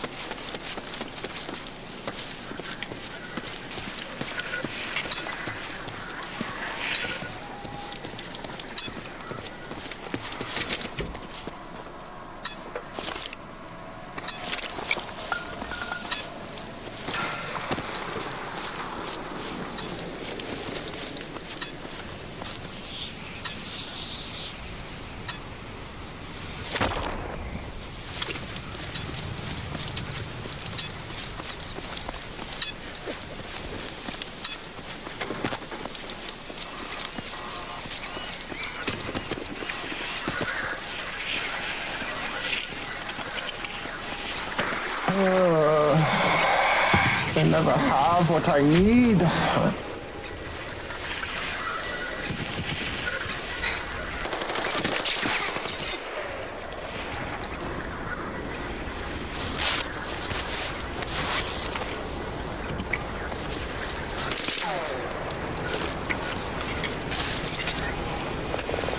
Request immediate attack.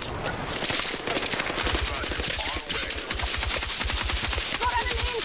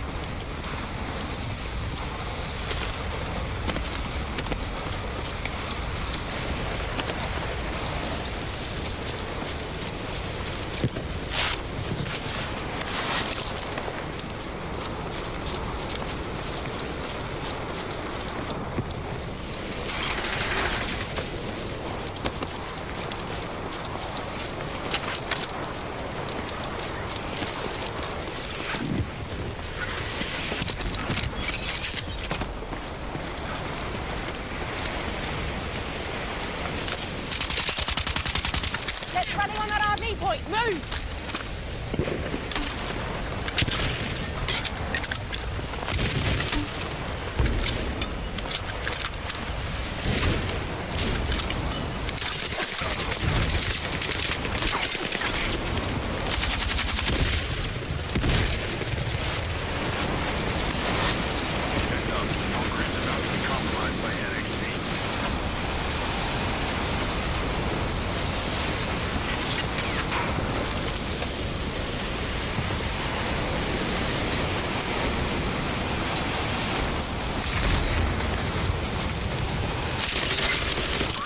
Oh, that was bullshit. Straight up, I had that shit on his head.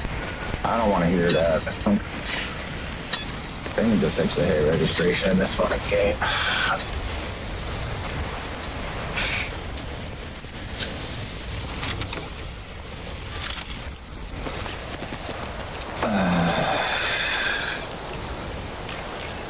Not done with the fight yet, but getting close.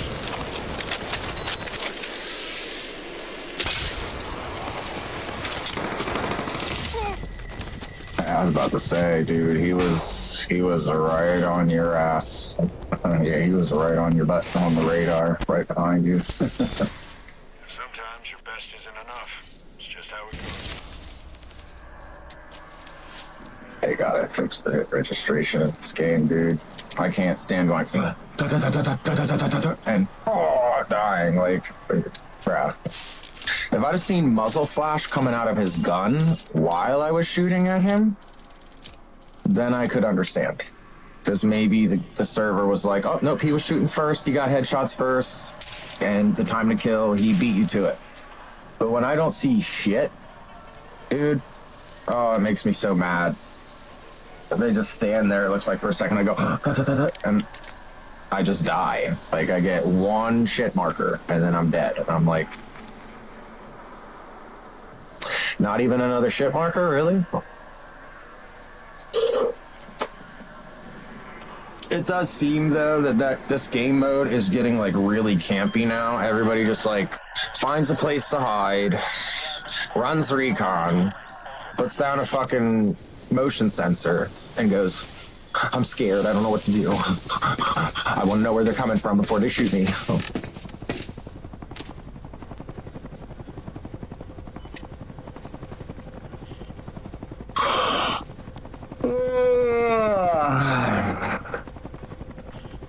I didn't even get to my custom loadie and check out my new build, so I don't even know if I favorited it. That's another thing. I had my Scar, which is really good, but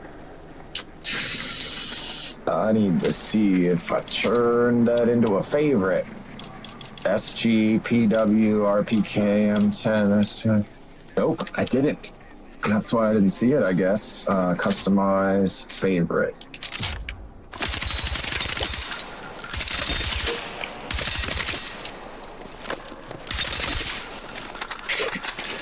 So for every one of these is a down.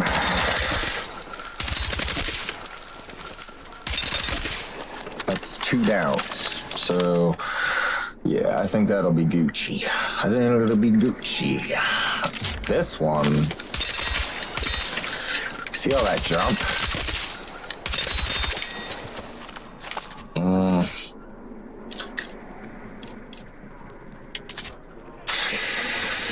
What do I got? What do I got? What do I got? 30 fast, penetration, extended barrel, suppressor. I don't have this over here.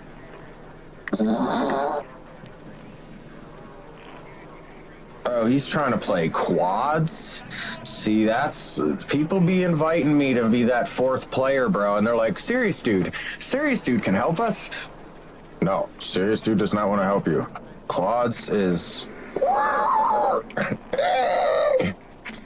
And it's not like I'm afraid to do it. It's just, it's so sweaty. You never win first place because there's always those dickbags that just camp with motion sensors. And the second they get hit, they run and replay. And they stick to their friends, so they do this perfectly and communicate back and forth. And it's like, I don't want to play like that. That's why I like duos. Send in a pair, a team of 2. A team of 4 is like, oh, you can't, like, you can 1v2. I've taken 2 many times. I can take one down and take the other guy down, and that's a squad wipe. But in quads, I can take one down, take another down, and normally the third person kills me by that point. Unless my friend comes up and helps push and I go down and they get me back up, but then there's that 4th player that can come in and res one of the first people I down. So having 4 as a dynamic, I would like trios. Trios would be really interesting. I would like trios because I can take 2, but the 3rd guy would get me, and if my guy comes in, he'll finish the 3rd. You know, but this quads thing, the only way I'm going to get better at it is by playing it, but like, I mean, it's 1:30 a.m. I'm thinking about ending my stream and going to bed and waking up and streaming all day tomorrow. So I was maybe going to play one more game, but I kind of don't feel like it. Those last 2 games, 4th place, really demoralized me. And it's because my teammate was playing like a retard and he didn't have comms.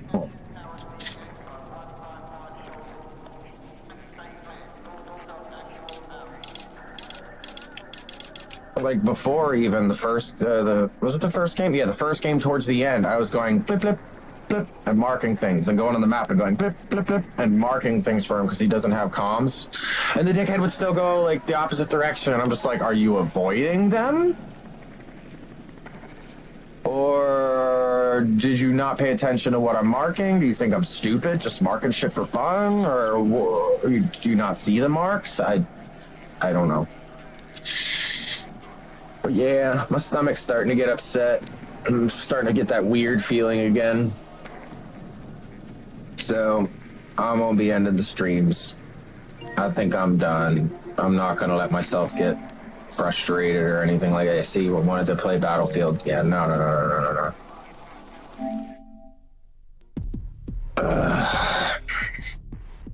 My bad for not switching to the live scene like an idiot, so you guys couldn't have seen the stream anyway, even if you wanted to. I keep forgetting to look over because I'm a normal gamer. I'm not I'm trying to get used to streaming, and I normally catch myself, but I feel really stupid for having let it go through a whole nother game while being on the webcam.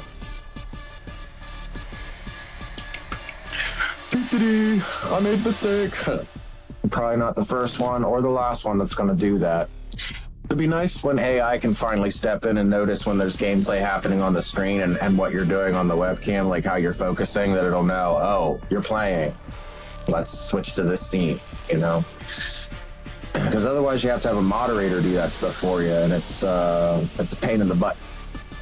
It's a pain in the butt to be looking at that, going back and forth. And I do usually look over at the chat, but nobody's saying anything in the chat. At least not that I can see. Nobody has said anything. So, I'm going to end my stream then, since today has been kind of an utter failure. But that's all right. Sometimes you fail in life. Just got to get back up and go back at it again. All right, you guys. Thanks for those of you who have tuned in. Any of those who you have followed and it hasn't updated yet, thank you very much. I appreciate it. Follow me on social media. Serious Shenanigans needs followers on Facebook. If you like Facebook, if you don't like Facebook, that's fine. I have a Discord server that I'm starting up. It's in the very beginning stages, so there's not a whole lot to do there. But I'd be very glad to add you to the server. Maybe help me build some chat rooms. Some web links and things like that to the other Serious Gaming channels. At One Serious Dude is the channel name for all the content that you've seen here. I do normal live uploads and VODs on there, as well as Serious Dude, my gamer tag from Xbox. On Twitch, you'll also see me on TikTok, Facebook.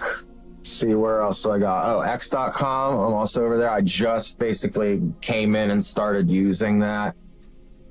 Don't know if I'll get a whole lot of followers there or not. Don't know the type of people that are on Twitter anymore because it's not really Twitter. I'm also on Kick, so shout out to all you guys on Kick saying hello. That if I can't see any updates from you, sometimes I get weird stuff happen with the internet. Still trying to figure that out, but everything's streaming, so that's a good thing. And glad I got some time in the day on a Friday. I was really busy today, but I got a lot of shopping done. I got some good food to eat. And all in all, I'm very blessed. I'm very happy, very thankful to be where I am right now, even though it looks like everything's going to go off the deep end. Still got to smile through it. Just try not to get, crap caught in your teeth when you're smiling through the BS. But anyway, I want to end this stream tonight saying, bless all those who are watching. Help them in any way you can, God, Jesus, and I'll take anything that you can send my way too. Don't forget to do something nice for someone this weekend. It can be really dumb. Buy some Starburst or Skittles or a Twix bar for someone and say, Thanks for listening about my problems last weekend, or whatever. Or thanks for helping me out and buying me lunch last Tuesday. Or what? Just pay it forward. Do something nice for someone. See someone having a really bad day, give them a fucking cupcake, man. It's something. Just it doesn't. Those little things that we do for one another, they mean so much. And if they're not appreciative of it, don't let it get to you. Just be like, oh, okay, well then fuck you. That's my cupcake then, you know? You don't want it? I'll eat it. That's another thing if they're like, I'm lactose intolerant, asshole, and you're like, okay, well then you can feel bad about that a little bit. And just be like, okay, well, are you allergic to Starburst ice cream? You know, like, oh, I said lactose intolerant, but I meant if they're allergic or whatever. I've just noticed, like, my luck has been like that in the past, where, like, I try to do something nice for someone, and they'll be like, I'm lactose intolerant. And I'll go, oops. Do you like nachos? Thanks, but I don't need any of that. Thank you. And you can tell, like, they're kind of proud about things. Like, they know what you're trying to do, trying to make them feel better, and they just want to sprout in their hatred and upsettiness. Let them be upsetty spaghetti. Let them add more upsetty spaghetti sauce to their upsetty spaghetti plate, you know? They'll get over it eventually. We all do it.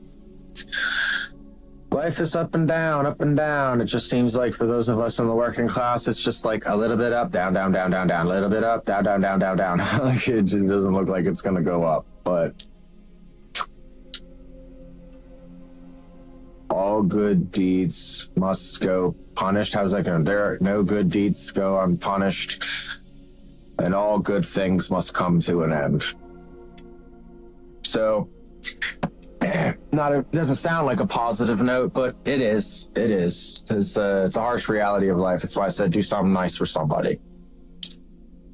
Because if they are having a bad day, man, that you're going to turn their whole world around. And we need more of that in this world. We need more people willing to do just something, a gesture of good faith, something to help you be a little better. With that aside, I hope that God can help you make your dreams come true, or if that you can do them yourself. I hope you're working hard at doing what you feel you got to do, and that you achieve success in anything that you guys do. The key is not giving up. Don't give up. It's so easy to give up. There's no reward in giving up. None. In fact, you just end up with more self-loathing and hatred, and it just doesn't go anywhere. But even if you feel like you're bashing your head through a brick wall, you will get through that brick wall, damn it. I believe in you. So with that being said, I bid you adieu. You all have a wonderful night.